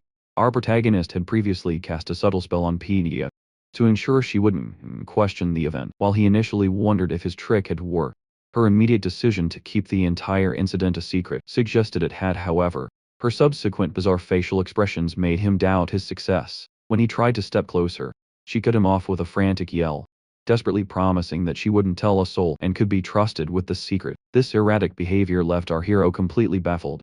Later, as Elon and Even prepared to depart, Pia unexpectedly approached the young man. She offered him a mana recovery potion she had brewed herself, which Elon quickly realized was a top-tier product. Our boy was stunned when she nervously asked if he liked the gift, especially since just 2 bottles of such a high-grade liquid were worth several lower-ranked versions. He wondered if she was truly that grateful for the rift being closed, but in reality she was simply desperate to stay on his good side, because of her own secret. In a moment of panic, she even offered to swear a binding mana oath to prove her discretion. Although Elon couldn't understand why she would take such a serious vow over a trivial matter, She completed the oath before he could even speak. Seeing her intense reaction, he concluded that she simply didn't want to clear up whatever misunderstanding had occurred. Regardless of the confusion, our hero left the blue magic tower, having successfully secured the relic, 5 expensive potions, and a binding oath. Inside the carriage, even remarked that while the relic had been difficult to find, it looked much more ordinary than he had anticipated. Elon remained mostly silent, only knowing that the item was an absolute necessity for him. The object was actually the seal of the Unholy One. A bracelet featuring a gem designed to draw and store mana directly from the air. It appeared to be functioning perfectly. While its capacity wasn't enormous, it was more than enough to supplement our hero's small mana reserves. Comparing his limited natural power to the support item, he reminded himself that his journey was about magical research and survival, not fighting on the front lines. Still, his thoughts kept drifting back to Pedia, as he couldn't pin down exactly when her confusion started. As they were leaving, Alan had tried to explain that he was merely a second circle mage, but she had only given him a thumbs up and a knowing nod. Reflecting on this, he realized her reaction was eerily similar to Kalia's. A sense of unease lingered in his mind, though he tried to reassure himself that their paths would likely never cross again. The scene transitions to the Altia estate, where Loria welcomes Kalia for a visit. As Kalia compliments her host's beauty, Loria reflects on how comfortable she feels, noting that they no longer feel the need to constantly compete over rank or influence. Interestingly, both women find their thoughts revolving around Count Palacio. Talia admits she only truly understood Alan's intentions after following his suggestion to contact the Duke. During their conversation, they realize they have both fallen under his sway, concluding that their alliance was essentially forged by his command. In his presence, their former power struggles seem completely insignificant, which has allowed the Sinania and Altia houses to grow much closer. Loria inquires about Kalia's early arrival. As their meeting was originally scheduled for the following month, Kalia explains that she came specifically to discuss the letter Alan sent after her departure from his estate, although the note appears to be a simple apology. Both women are convinced it contains a hidden message. They begin to analyze every word, searching for a deeper subtext. Eventually they conclude that Alan harbors a dislike for both the aristocratic and royalist factions. They speculate that he wants them to eliminate these groups to pave the way for a new regime, which explains why he needed Altia's prestige and helped Loria secure her position. Gloria is now certain that with the support of the Western Overlord, their success is guaranteed. Meanwhile, at the Blue Magic Tower, the Tower Master is briefed on the closure of the Time Rift. As he processes the information, the pieces of the puzzle begin to reveal Elon's growing influence. At the same time, our hero happens to sneeze, a physical reaction to the secret discussions taking place behind his back, and nearly chokes on a sweet potato while taking a travel break with Ivan. During this pause, a letter arrives from Yushia, informing him that she has successfully become a priestess in the specific location he had chosen for her. Finally, the master of the Blue Magic Tower, an immensely powerful 8th circle mage named Salamem Fardo, returns from his travels, noticing that Pia looks quite unwell. He asks if she is alright.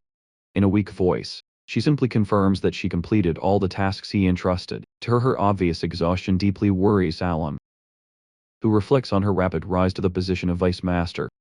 He recalls how her immense talent had once made her incredibly arrogant and strict, often pushing new recruits to tears.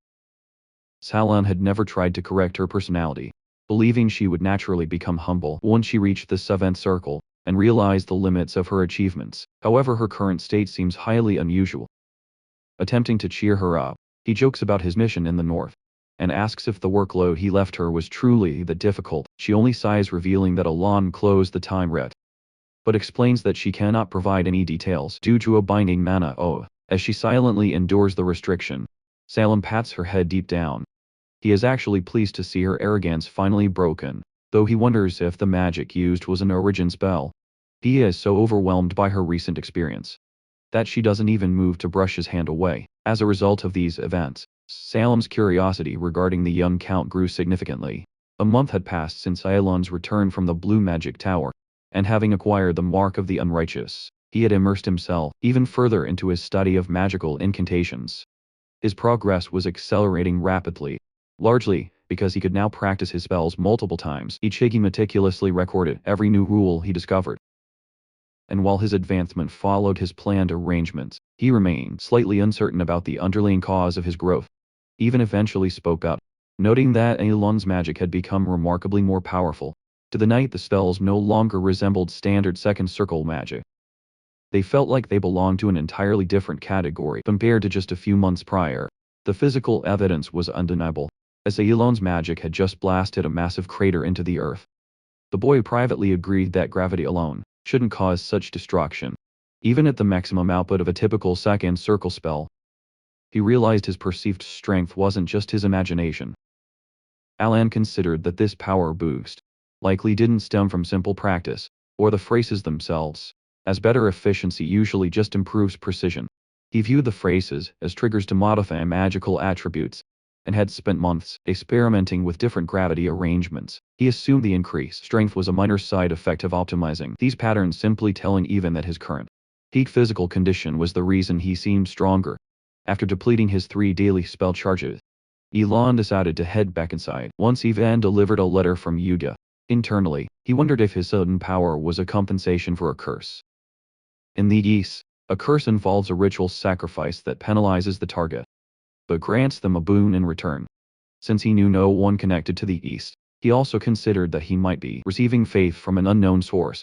Ultimately, he dismissed these complex thoughts, reminding himself that he was just a minor count in a small kingdom, and that it was better to live without overthinking every detail.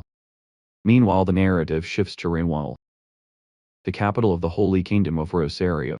This pristine white city is dedicated to the worship of Sharonia, the goddess of peace and the moon. In an Eastern prayer house, a knight named Locke approached Judia with deep respect. Despite her status as a low-ranking nun, without the traditional sash of holy grace, Locke treated her with great reverence. He reported that he had rescued 8 children and saved 25 lives across various villages, insisting that her guidance was the only reason he succeeded. Judia, however, remained humble, telling him that he was the one who deserved the credit for performing such noble deeds. Locke remained firm, however, insisting that her guidance had been the turning point. For someone as unimportant as him, for 2 decades he had lived in despair, unable to feel even a flicker of divine energy, and was on the verge of giving up entirely. It was then that Yuya approached him and suggested he place his trust in the moon. Although he was initially skeptical, he spent several days praying to the lunar light regardless. To his amazement, he soon began to develop divine power. While he briefly worried that prioritizing the moon over Lady Sharonia was an act of heresy, he eventually concluded that all power granted by the gods shared the same essence.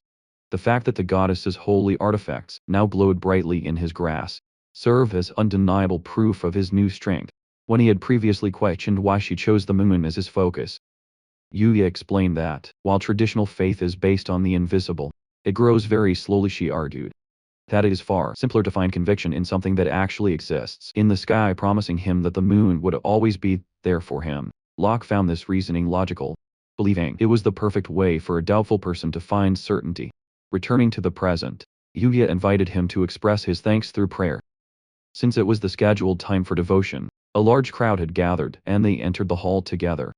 Yuya went directly to the sanctuary to begin her prayers, to the great moon marking her official rise as a significant figure within the Holy Kingdom. Back at the estate, Alon felt a hint of frustration while reading Yudia's latest message, as he found nothing particularly remarkable in her report. Although he took the update as a sign that everyone was safe, he couldn't shake a growing sense of loneliness. He realized that Yudia was the only one who ever wrote to him, trying to rationalize the situation. He figured that since the other children had never seen his face, they likely viewed him as nothing more than a kind stranger. His main objective had been to guide them toward the right path, to prevent the world's destruction. And since he had succeeded, he told himself there was no reason for disappointment. This thought brought him a measure of peace.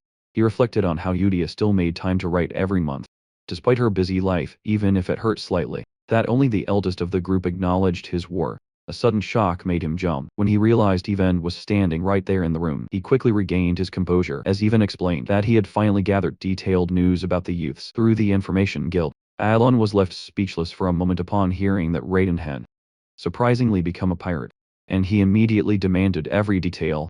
As Ivan sat down to continue the briefing, he shared major updates regarding Seal Aang and Diaz. He revealed that Seal Aang had won 23 out of 100 consecutive challenges against Baba Yaga. To put that in perspective, The record of 41 wins is held by the Lion King, a legendary figure who becomes a companion in the game, because these fighters are so vital to the colony's military strength. There is a strong belief that Scylla might soon break that record. Finally, even reported that Dios's knights had achieved a massive victory by defeating Kurga of the Snowfield, one of the 8 powerful barbarian chieftains. Alan was well aware that these chieftains had attained superhuman status through various ancient rituals, having personally defeated both the barbarians and their deity, Altolfus, within the game. He felt a sense of relief that he didn't have to face them now, particularly because Altolfus was only supposed to manifest after the descent of the 5 great sins. As a result, his concerns regarding deities began to fade. Nevertheless, he found himself briefly wondering if he should have met them in person to share in the rewards of their newfound success. The next report from Even turned the focus toward Rain, who had developed into a skilled appraiser with the rare ability to enhance artifacts using black engravings. However, Alan's attention was quickly pulled back to the startling news of Reedon turning to piracy. He even detailed how the situation was unfolding across the 7 Isles near the coast of Raxus, noting that Reedon had recently seized command. As the captain of the largest one, the first idol, this revelation came as a massive shock to Alan, who had never imagined such a dark path for the boy. He was reminded of a grimly ironic internet meme he once found funny. The story of a sponsor who hoped a child would lead an ordinary life, only for that child to become a pirate. This was certainly not the future Alan had intended for him originally. Reedon's character was designed with exceptional detection skills, and as a rare member of the Sea God tribe, he possessed a natural affinity for the water, because the Rakhisti was known to hide many ancient artifacts. Alan had recommended he become a treasure hunter, and he even provided a specific gift to help him locate them. While Evan seemed genuinely impressed by Reedon's rise to power, Alan was overwhelmed with stress. He struggled to understand how the boy had managed to overthrow the captain of the first Isle, given that all the pirate leaders were superhuman and undefeated in naval combat. He speculated that Rayan might have climbed the ranks by utilizing superior relics from a bygone era. Much like how Alan had spent hours grinding the treasure hunter minigame to upgrade his own equipment. Regardless of his power, Alan found it hard to come to terms with the idea of a son becoming a criminal. Meanwhile, in the maritime city of Raktas, located in the heart of the Principality of Korkia, the first title ringed as the premier pirate haven. Its previous leader had been eliminated by a man rumored to be blessed by the Heavenly King through sacrificial rites, the great pirate and Crimson Slayer Reedon. Despite his fearsome new title, Reedon remained conflicted about the Great Moon. He had initially viewed the man as a compassionate savior. After all, Reedon would have perished as a test subject if he hadn't met Yuxia and awakened his latent abilities. To be honest, his original motivation for following the Blue Moon was simply to stay close to Yuxia. However, receiving a direct command from the Great Moon changed his trajectory entirely. He now questioned whether becoming a treasure hunter held any true meaning, as he was consumed by a thirst for vengeance. His peaceful tribe, once hidden on a remote island, had been utterly annihilated by the beings of darkness. After the survivors finally escaped, the island hunters murdered Reedon's parents and forced the boy into a life of slavery. Because of this trauma, simply working as a treasure hunter felt insufficient for the revenge he desperately craved. By the time he received his official orders, Reedon had already committed to following them, and his resolve only strengthened when he spotted a ship carrying the very pirates who had killed his family. Their captain claimed they were chosen warriors blessed by a heavenly king, a notion Reedon initially mocked as nonsense. However, he soon discovered a horrific reality. Their power was stolen through sacred rituals, using the bodies of his own tribe. He realized that the captains of the 7 Isles were only so strong because his parents' remains had been divided into 7 parts and distributed among them. Reedon became convinced that the Great Moon was behind this entire setup, believing he had been sent to this exact location for a reason. Although he was shocked that someone knew his secret history, which he had never shared with anyone, he felt that the Great Moon was actively facilitating his vengeance. At first, he worried he wasn't powerful enough to face the superhuman captains who wielded his family's stolen strength. It was then that he understood the true purpose of his gift, the Goggles of Emerita. By practicing with the device, he was able to locate ancient artifacts hidden deep on the ocean floor. These items provided him with enough power to make up for his natural weaknesses. After emerging from the sea with a massive collection of relics, Reedon felt foolish for merely being grateful. He realized his benefactor had not only identified his targets, but had also provided the tools to destroy them. Understanding every hidden command in his letter, he concluded that he was meant to seize control of the 7 Isles. He informed Husha that everything was being done for the great movement, words that were now filled with genuine trust. 3 months later autumn arrived, bringing with it the Grand Social Assembly of Esteria. This event takes place every 2 years, and since attendance is mandatory at least once every 4 years, Alon found himself forced to participate. Despite his clear dislike for the idea, he was joined by the carriages of the Krilled and Adorn families as part of a planned group. Traveling in large numbers had become the standard for nobles to discourage bandit attacks.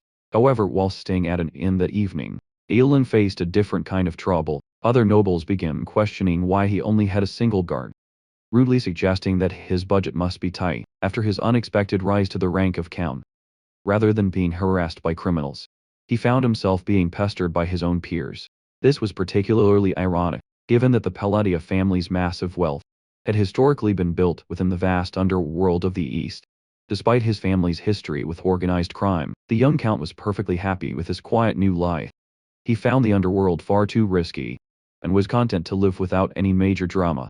As a result of his withdrawal, smaller gangs seized control of the eastern territories, and the public generally accepted the idea that Alon had only become a noble through sheer luck.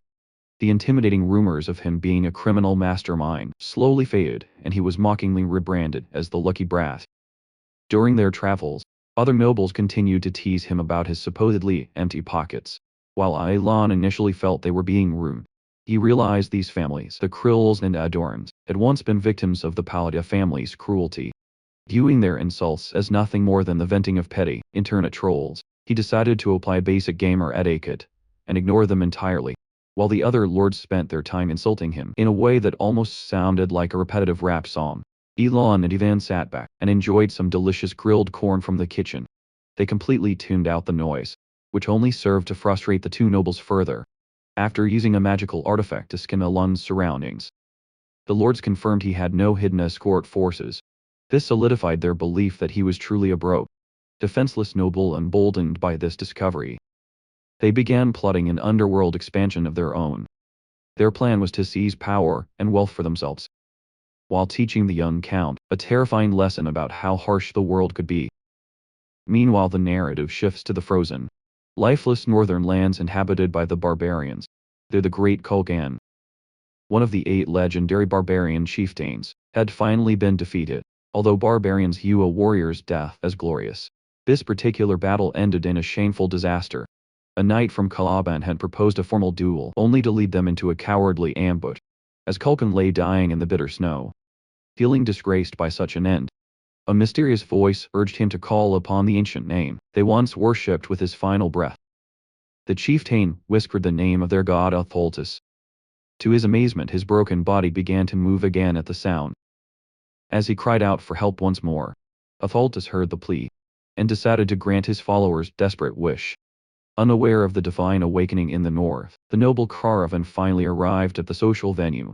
The mockery from the other families persisted throughout the trip, but Alon remained unbothered by refusing to feed the trolls.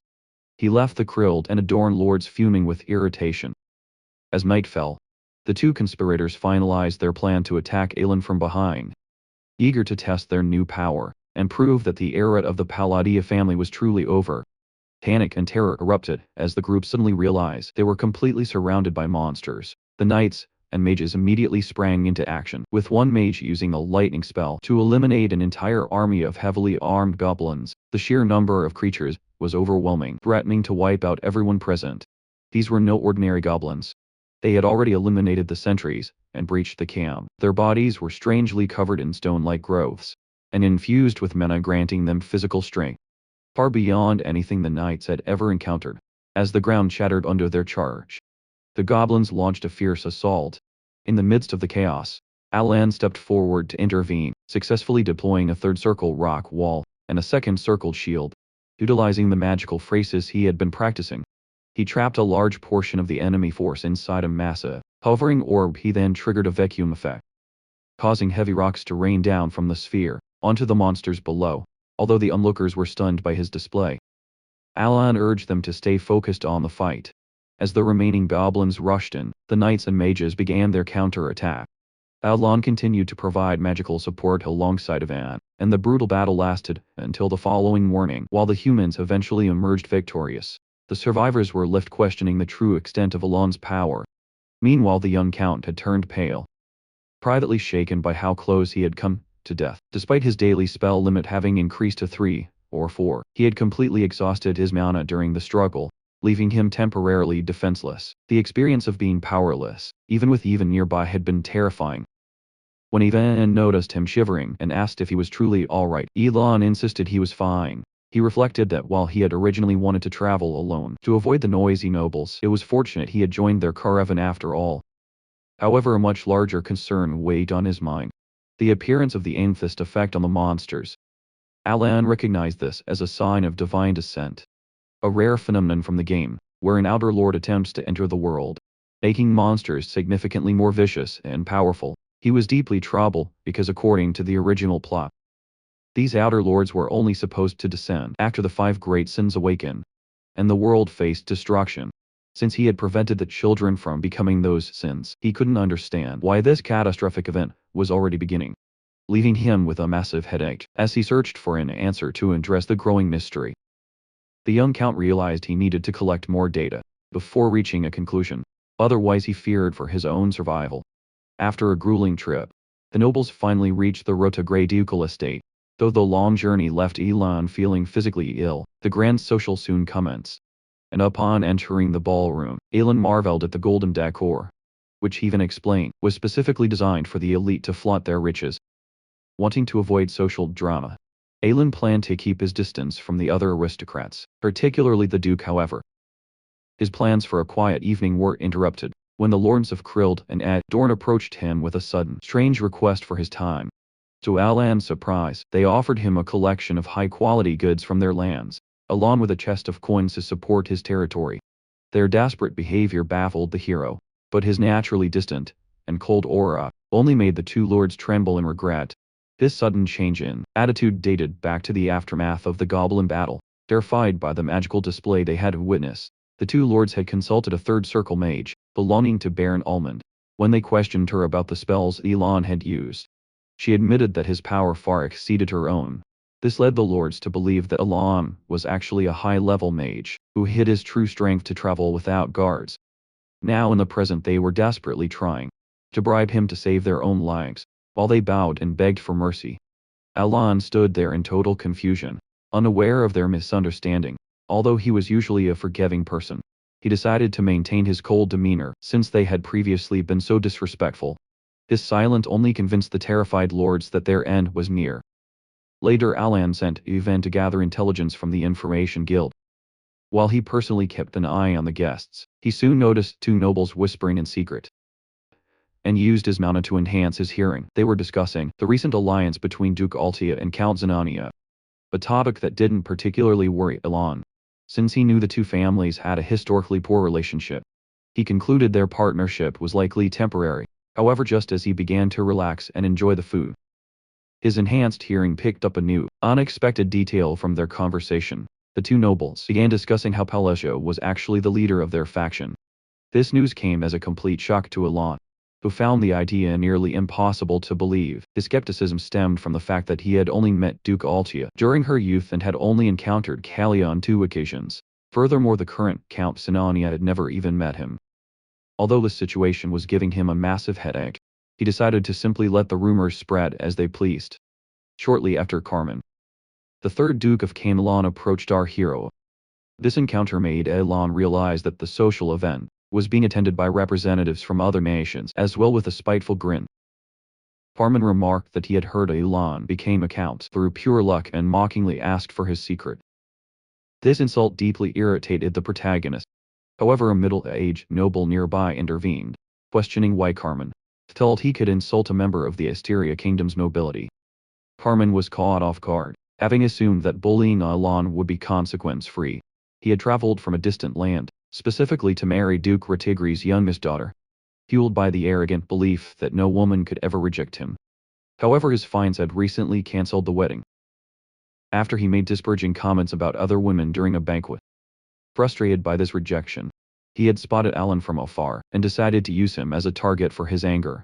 But the plan backfired, as other powerful nobles began to corner him. The figures who stepped forward to defend our protagonist were none other than Duke Rotigri, representing the aristocrat faction, and Marquis Martino from the royalists. They sternly asked Carmen if he was intentionally looking down on the entire Asteria kingdom, while a leader from the moderate faction also arrived to manage the conflict.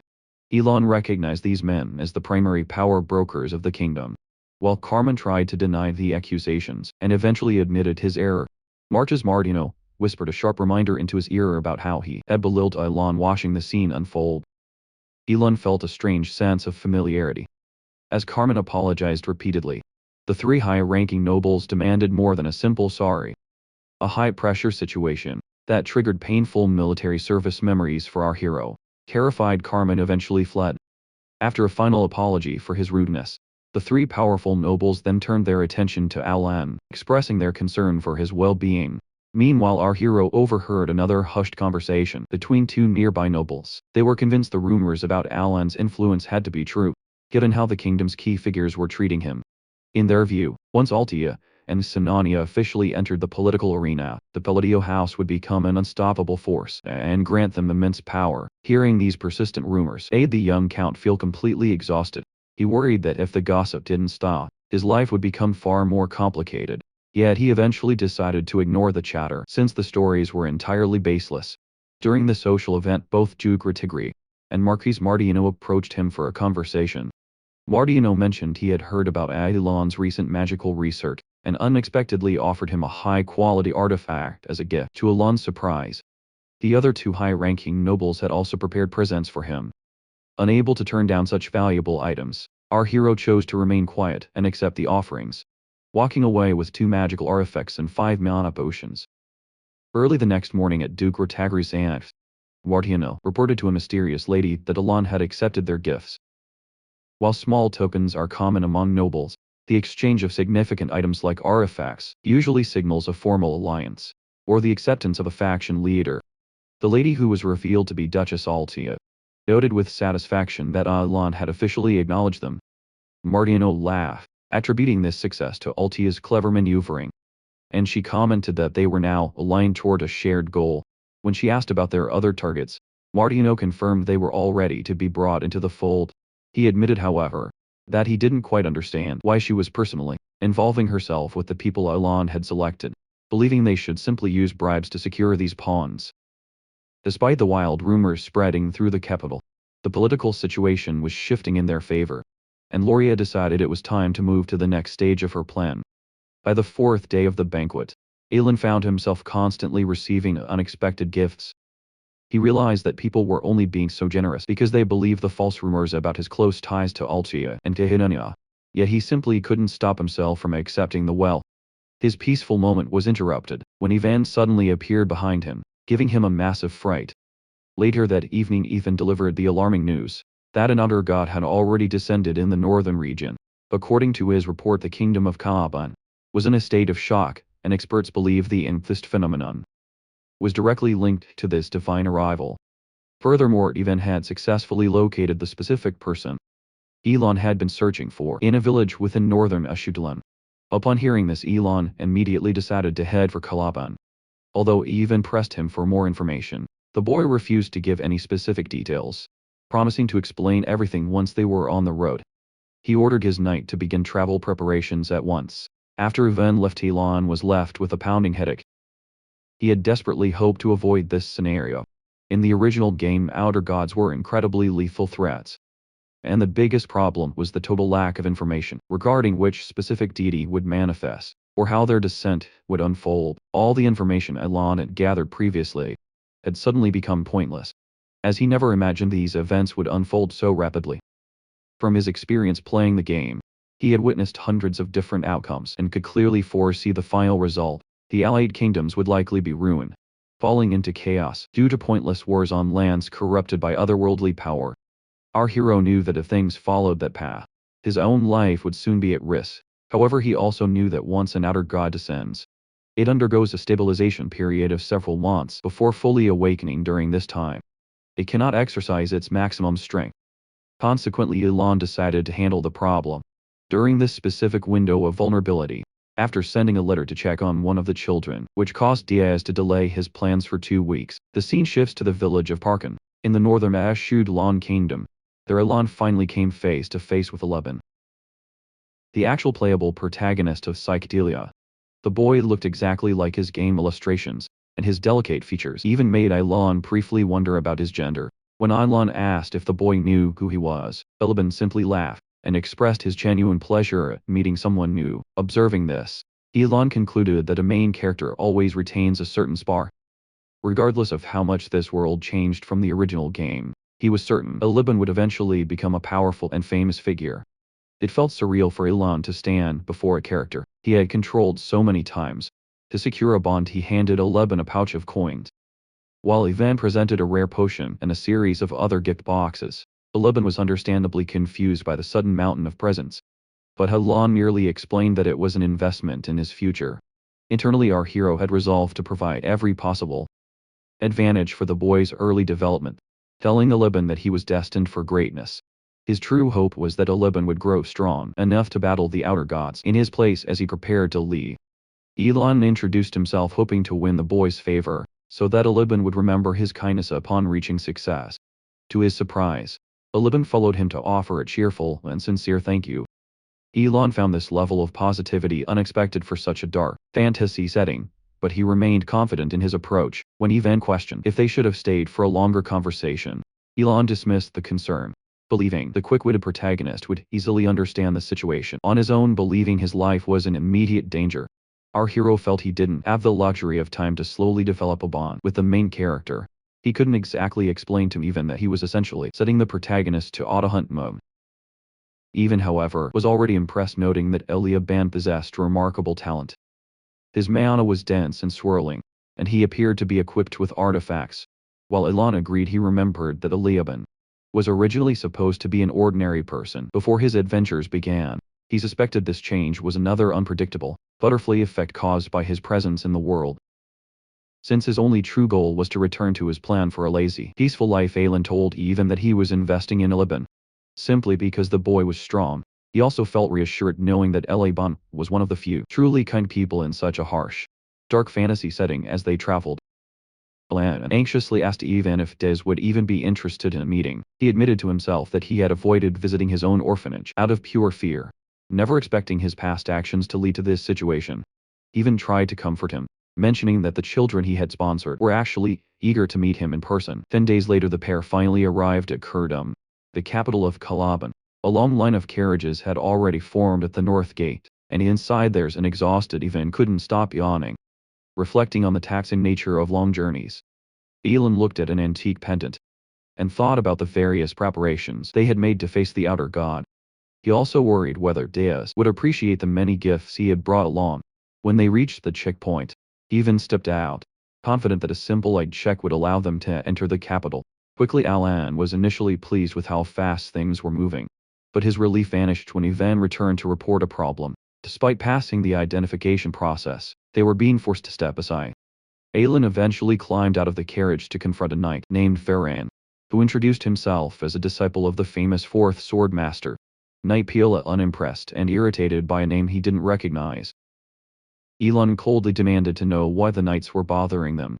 Ferran approached confidently, explaining that a friend from the Ashudelan kingdom had contacted him about being mistreated. It took Elon a moment to realize that the friend was Carmen.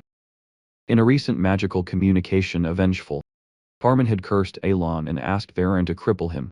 Upon his arrival in Kalapan, back in the present, Varen declared that he owed Carmen a significant favor and intended to settle the debt right there.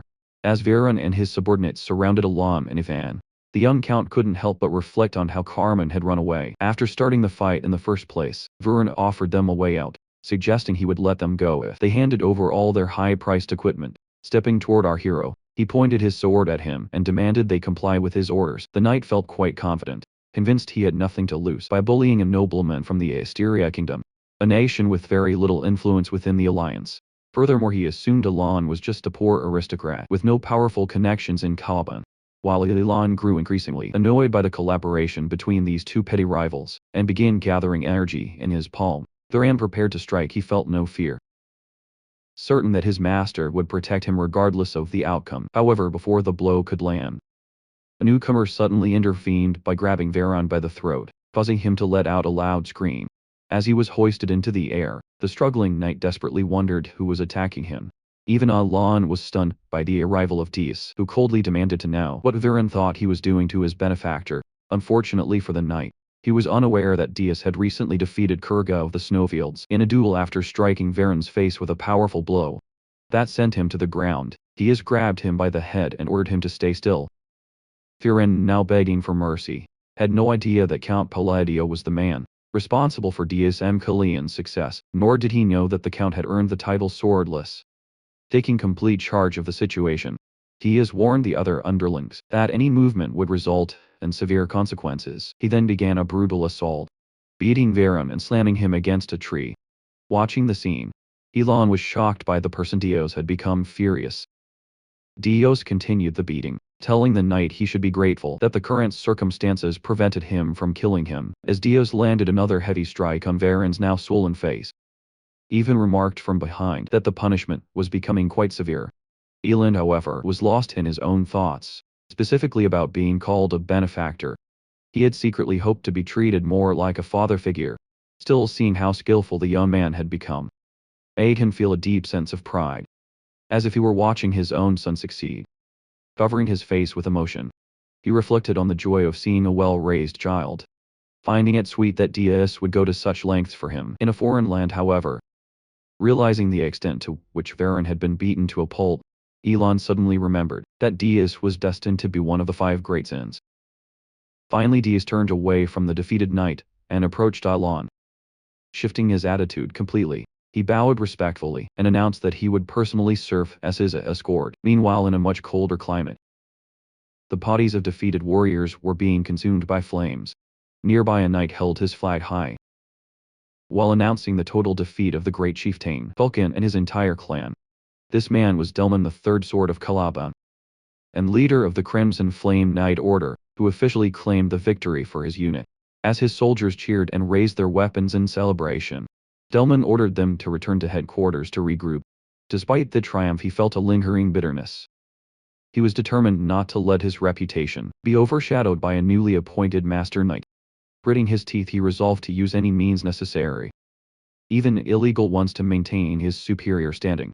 Although the history between Caliban and the barbarians was rooted in honorable warfare, Delman had abandoned these traditions by deceiving Kulkan and launching a surprise attack when the chief was isolated during the conflict. Kulkan's body had mysteriously vanished, leading Delman to suspect that the remaining barbarians had hidden it. However, he dismissed the concern, certain that the potent poison he had used would soon finish the job. If the chief wasn't already dead, he expected all his problems to vanish. Once he reported his success in Caliban, his confidence was shattered, however, when he and his squad reached their forward base and witnessed something impossible. Vulcan was standing right in the center of the camp, his eyes radiating pure, murderous intent as he called out Delman's name. Sensing an overwhelming and unfamiliar aura, a sweating Delman activated his sword, while trying to convince himself that the man before him should be a corpse. Suddenly, a dark and sinister voice began to speak, accusing Delman of defying the sacred and honorable laws of combat. This mysterious force seemed to be fueling the resurrected Kulkan, with a level of terror that could intimidate even a superhuman warrior. Terrified, Delman muttered that the being in front of him wasn't actually Kulkan anymore. When the voice demanded an answer, Delman defended his actions, arguing that Kulkan was a fool for expecting a fair duel in the middle of a war. Trying to end the confrontation, Delman unleashed a massive wave of fire from his blade, scorching the surrounding area. To his horror, Kulkan emerged from the flames completely untouched. The chieftain acknowledged that Delman was powerful for a human, and offered him one final chance to fight. In response, Delman ordered his troops to prepare for a full-scale battle. Vulcan, however, no longer viewed Delman as an honorable opponent due to his previous treachery, and decided that the knight did not deserve a respectful death. On the chief's command, an army of dead warriors began to advance.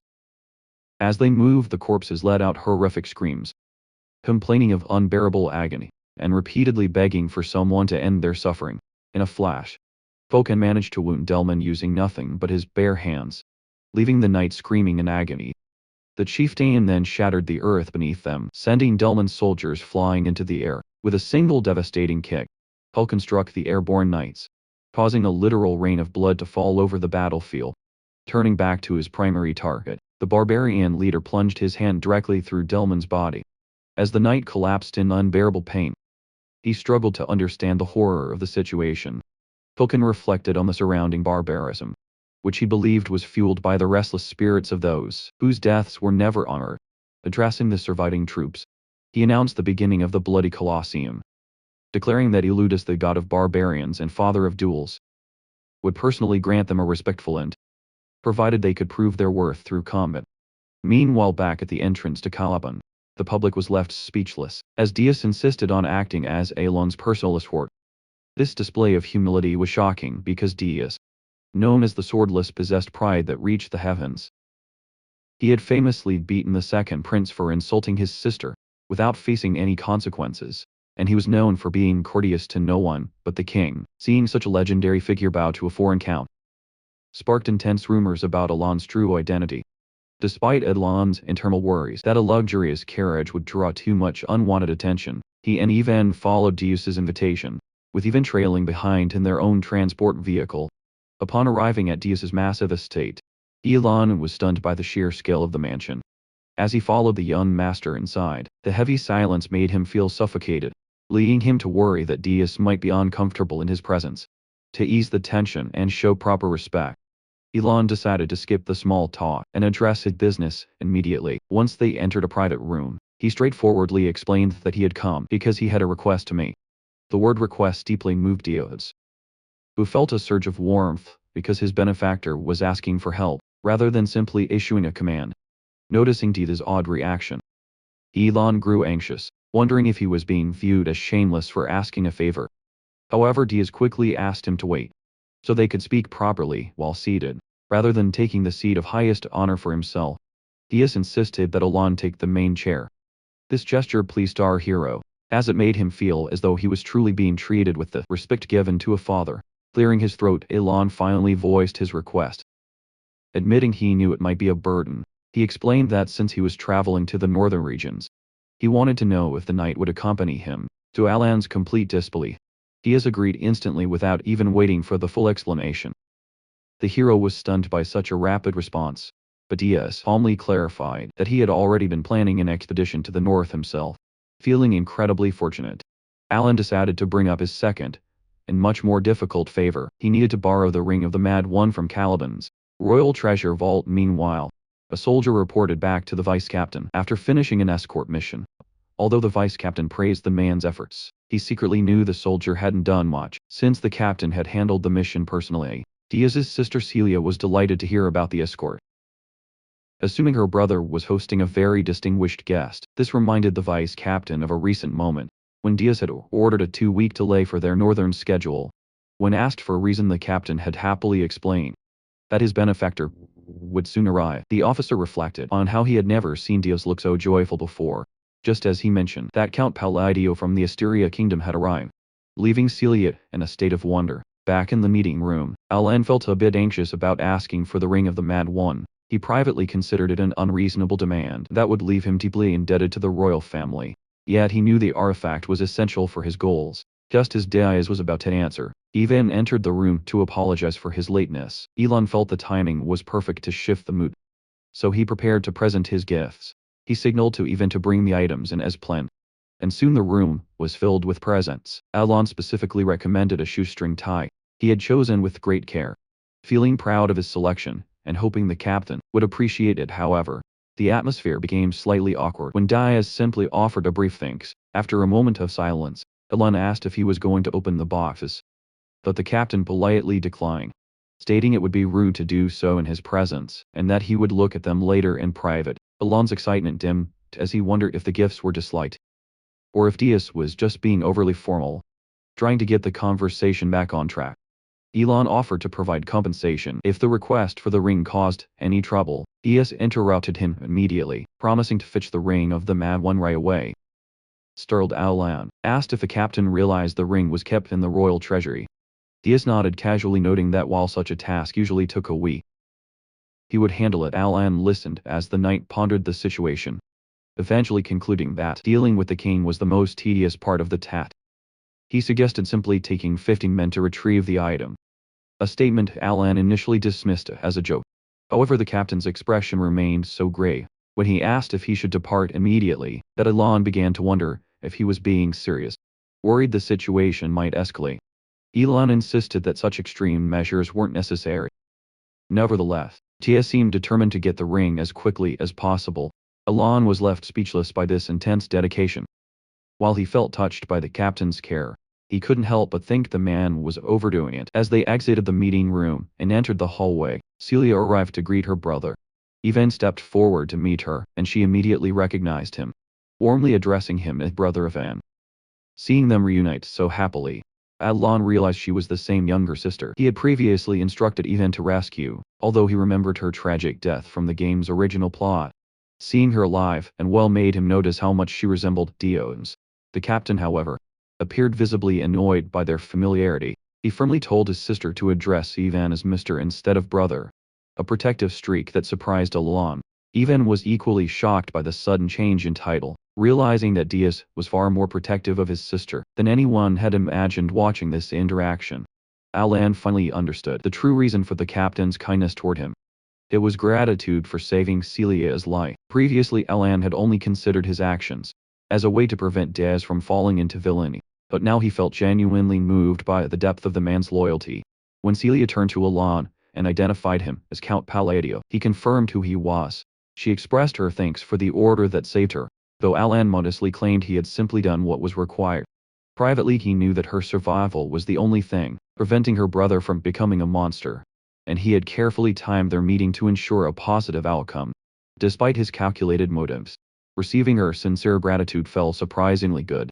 After Alan had spent a few days at the mansion, Diaz entered his room and presented him with a ring. Alan was nearly choked on his tea, stunned that the captain had secured the artifact in only 24 hours. His confusion was cleared up when Ivan rushed in with startling news. According to the reports Ivan had heard, Diaz had caused a massive scene at the palace to demand the ring.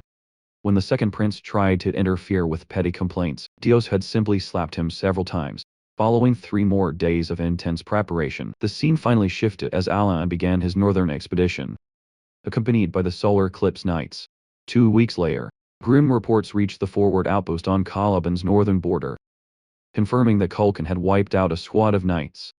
Inside the northern army camp, tensions flared as a commander shouted in anger, refusing to even consider a retreat. He questioned the messenger's sanity for suggesting they turn their backs to the barbarians. However, the informant stood his ground, pointing out that the Count had already seen the heavy casualties firsthand with the first sword currently in seclusion. The informant was convinced that victory was impossible. Diaz eventually silenced the room by clapping his hands, allowing the fourth sword, Yahello, to acknowledge that every opinion held weight. He suggested they all calm down before making a final choice. Outside the meeting field aside, as he described how the outer gods' undead forces were systematically destroying their bases. The situation was dire. Delman, the third sword, had perished at the eastern base, and Kiriyama, the second sword, was critically injured at the western one. Diaz noted that the signs of ruin were already visible, and Fiola agreed, pointing toward a sky that had turned a menacing red.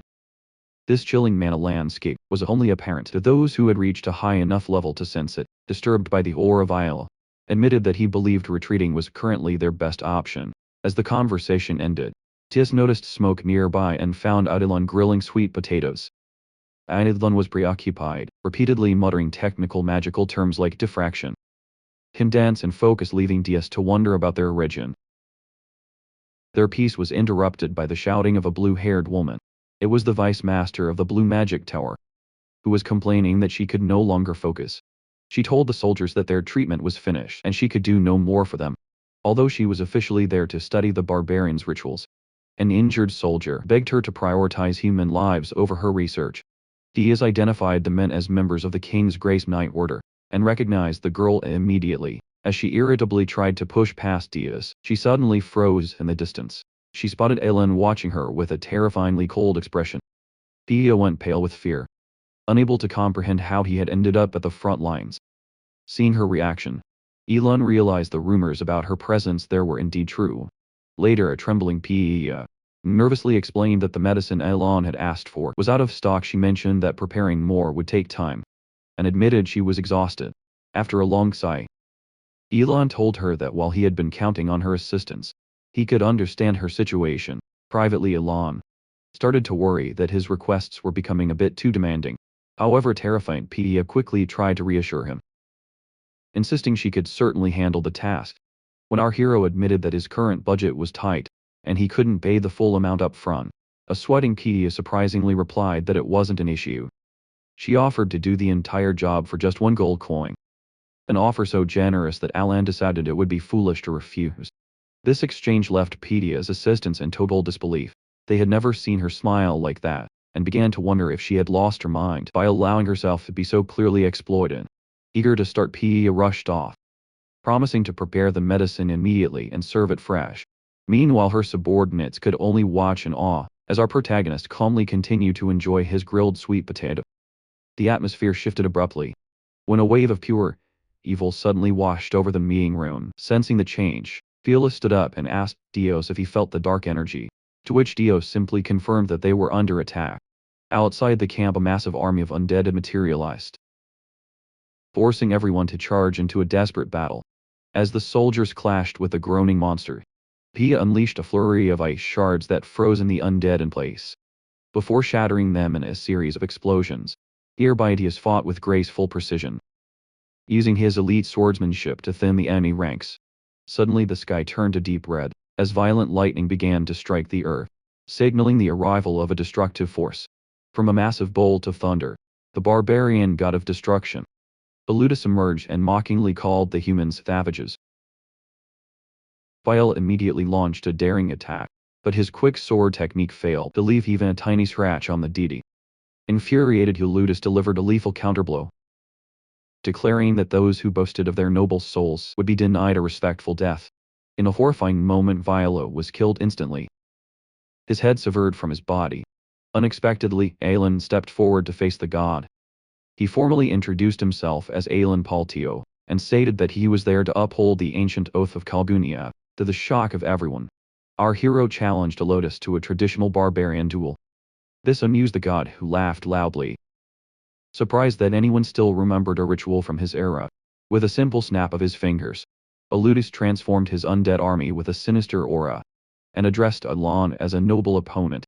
He then welcomed the young man to his bloody Colosseum, a sacred space where no outsider could interfere. A massive battlefield soon materialized, constructed from the blood of the fallen undead. Invoking the ancient pact, Eludus formally accepted the sacred barbarian duel, his terrifying presence causing our hero to tremble. Alan realized with a sinking feeling that he had underestimated how close this entity was to fully manifesting. He knew that as an outer god approaches incarnation, their power rivals that of the 5 mortal sins. Reflecting on his physical state, Alan admitted that he likely would have lost consciousness already if he hadn't just consumed the potion of excellence. This was his final opportunity to act before the manifestation was complete, and with that thought he signaled for the duel to begin.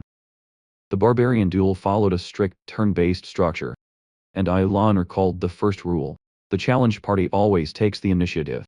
As Eludus prepared his opening move, he decided to play the Song of Ruin, prompting the human soldiers to scramble for cover.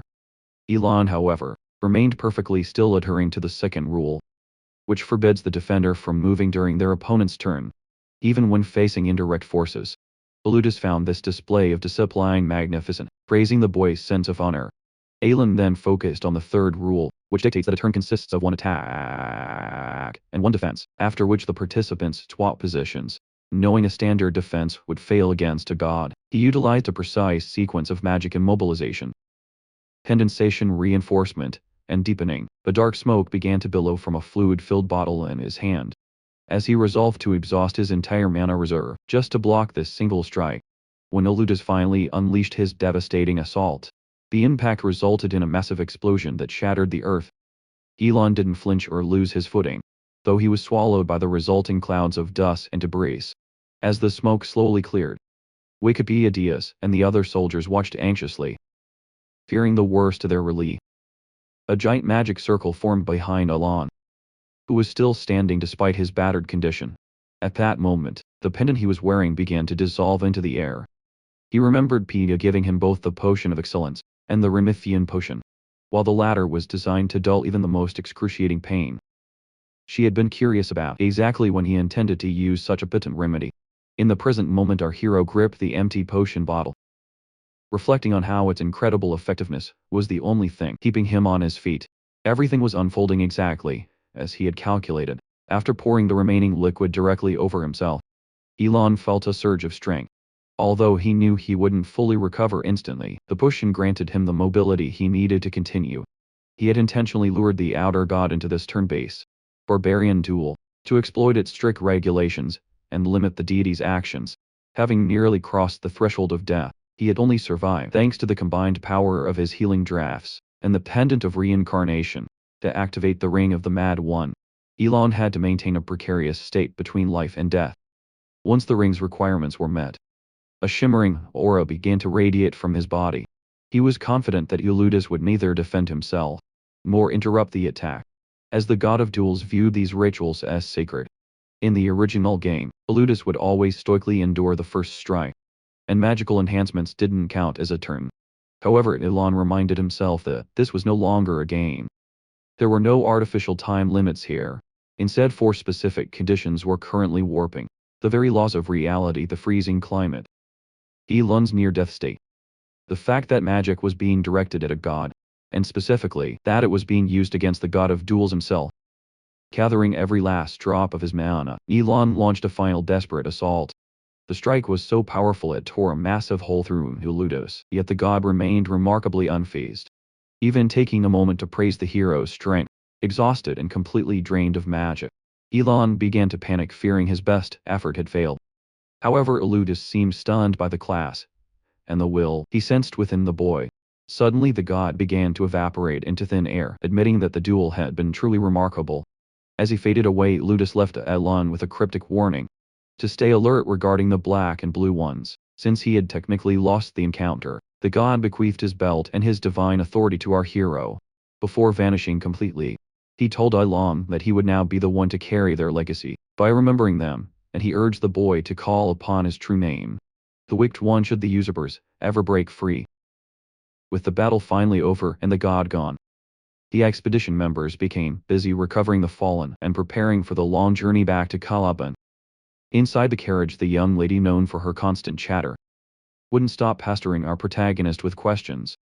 This prompted Elon to wonder if she possessed any knowledge regarding the black and blue ones, but the inquiry only made her nervous, leading her to flee the vehicle abruptly.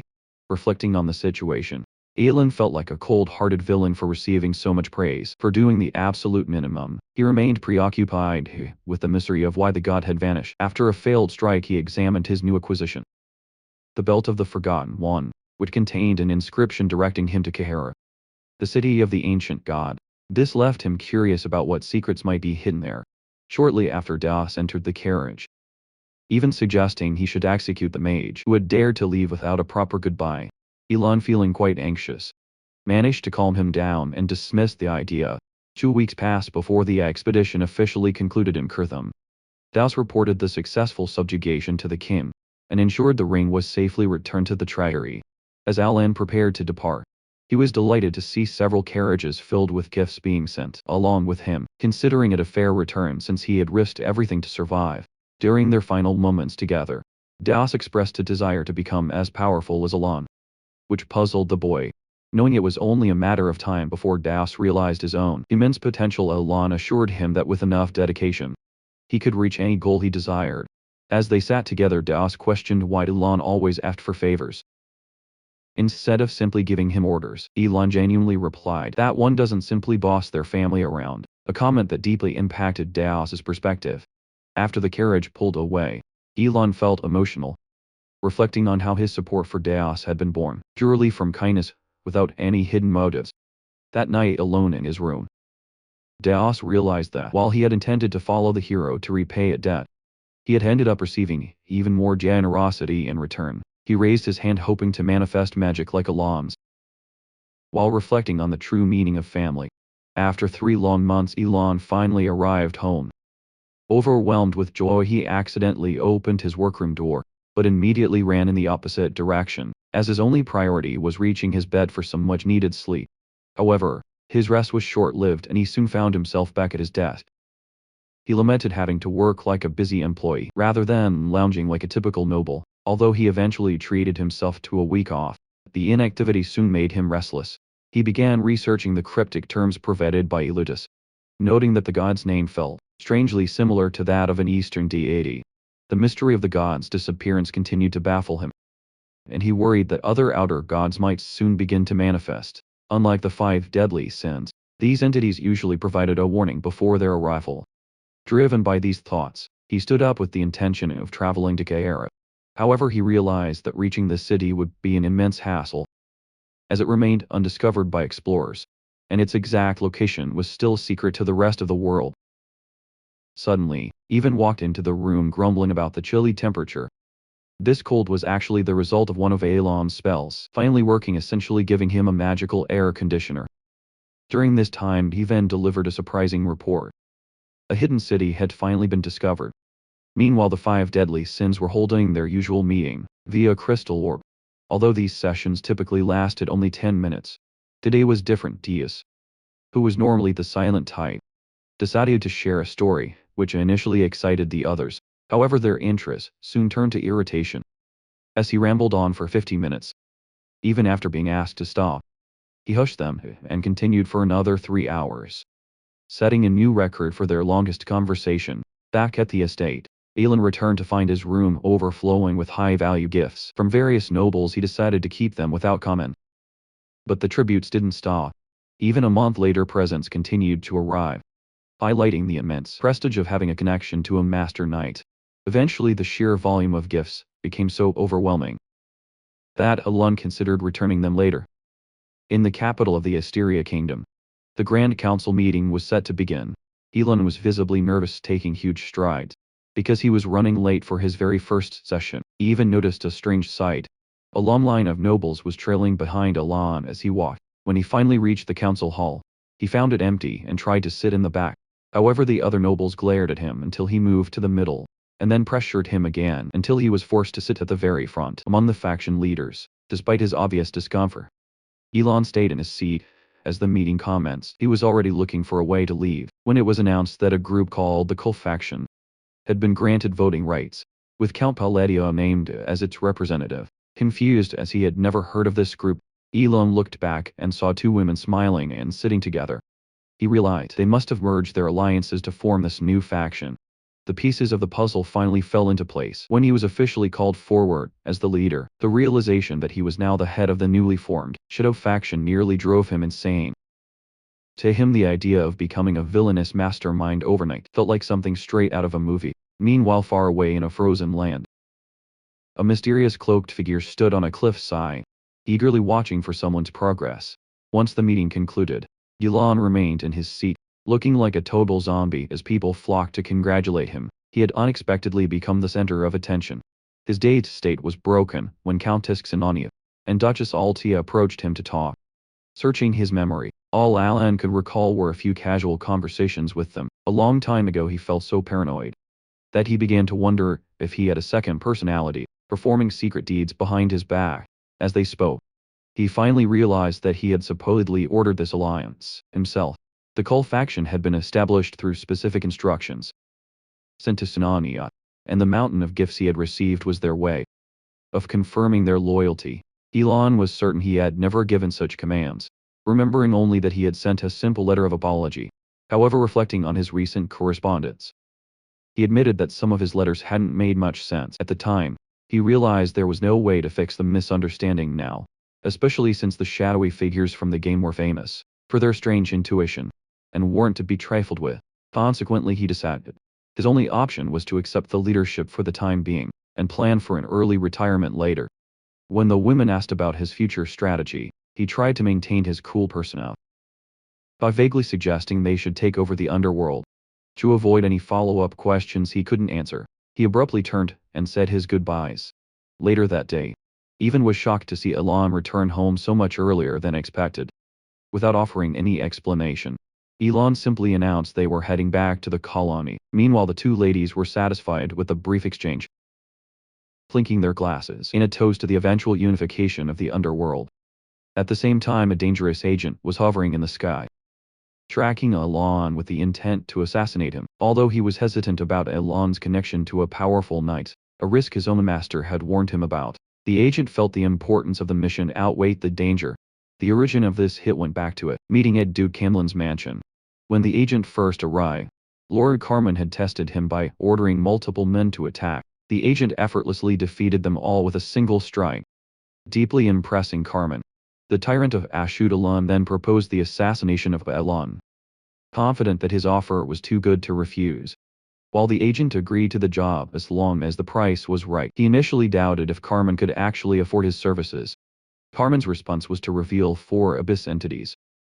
The agent was visibly shaken, knowing these items were incredibly rare on the black market, and granted immense power to those who used them, having experienced a small dose of that power before.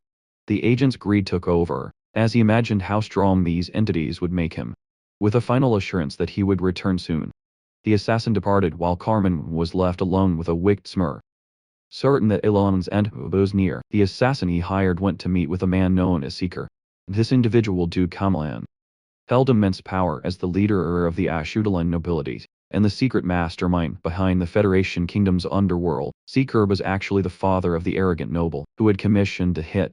However, the Duke was more frustrated by the fact that his son had stolen the rare abyss entities to pay for the job, than by the assassination plot itself. Ultimately, he decided to stay out of the matter and let the situation play out. This was perfect for the agent, who looked forward to claiming the powerful entities as his reward. The reason for the Duke's passive stance soon became clear with the arrival of Skutro, the dominant underworld figure in the Ashtalan kingdom. Skutro argued that Aelin's cult faction was expanding at an alarming rate under his leadership, making the boy's elimination a political necessity. Meanwhile, the assassin hovered in the sky, his excitement growing at the thought of finally possessing the abyss entities. However, just as he prepared to strike, the hitman was unexpectedly taken out by a mysterious force. A blue-haired boy appeared, seemingly acting as a hidden guardian. Having decided that the threat the agent posed to Elon had to be permanently removed,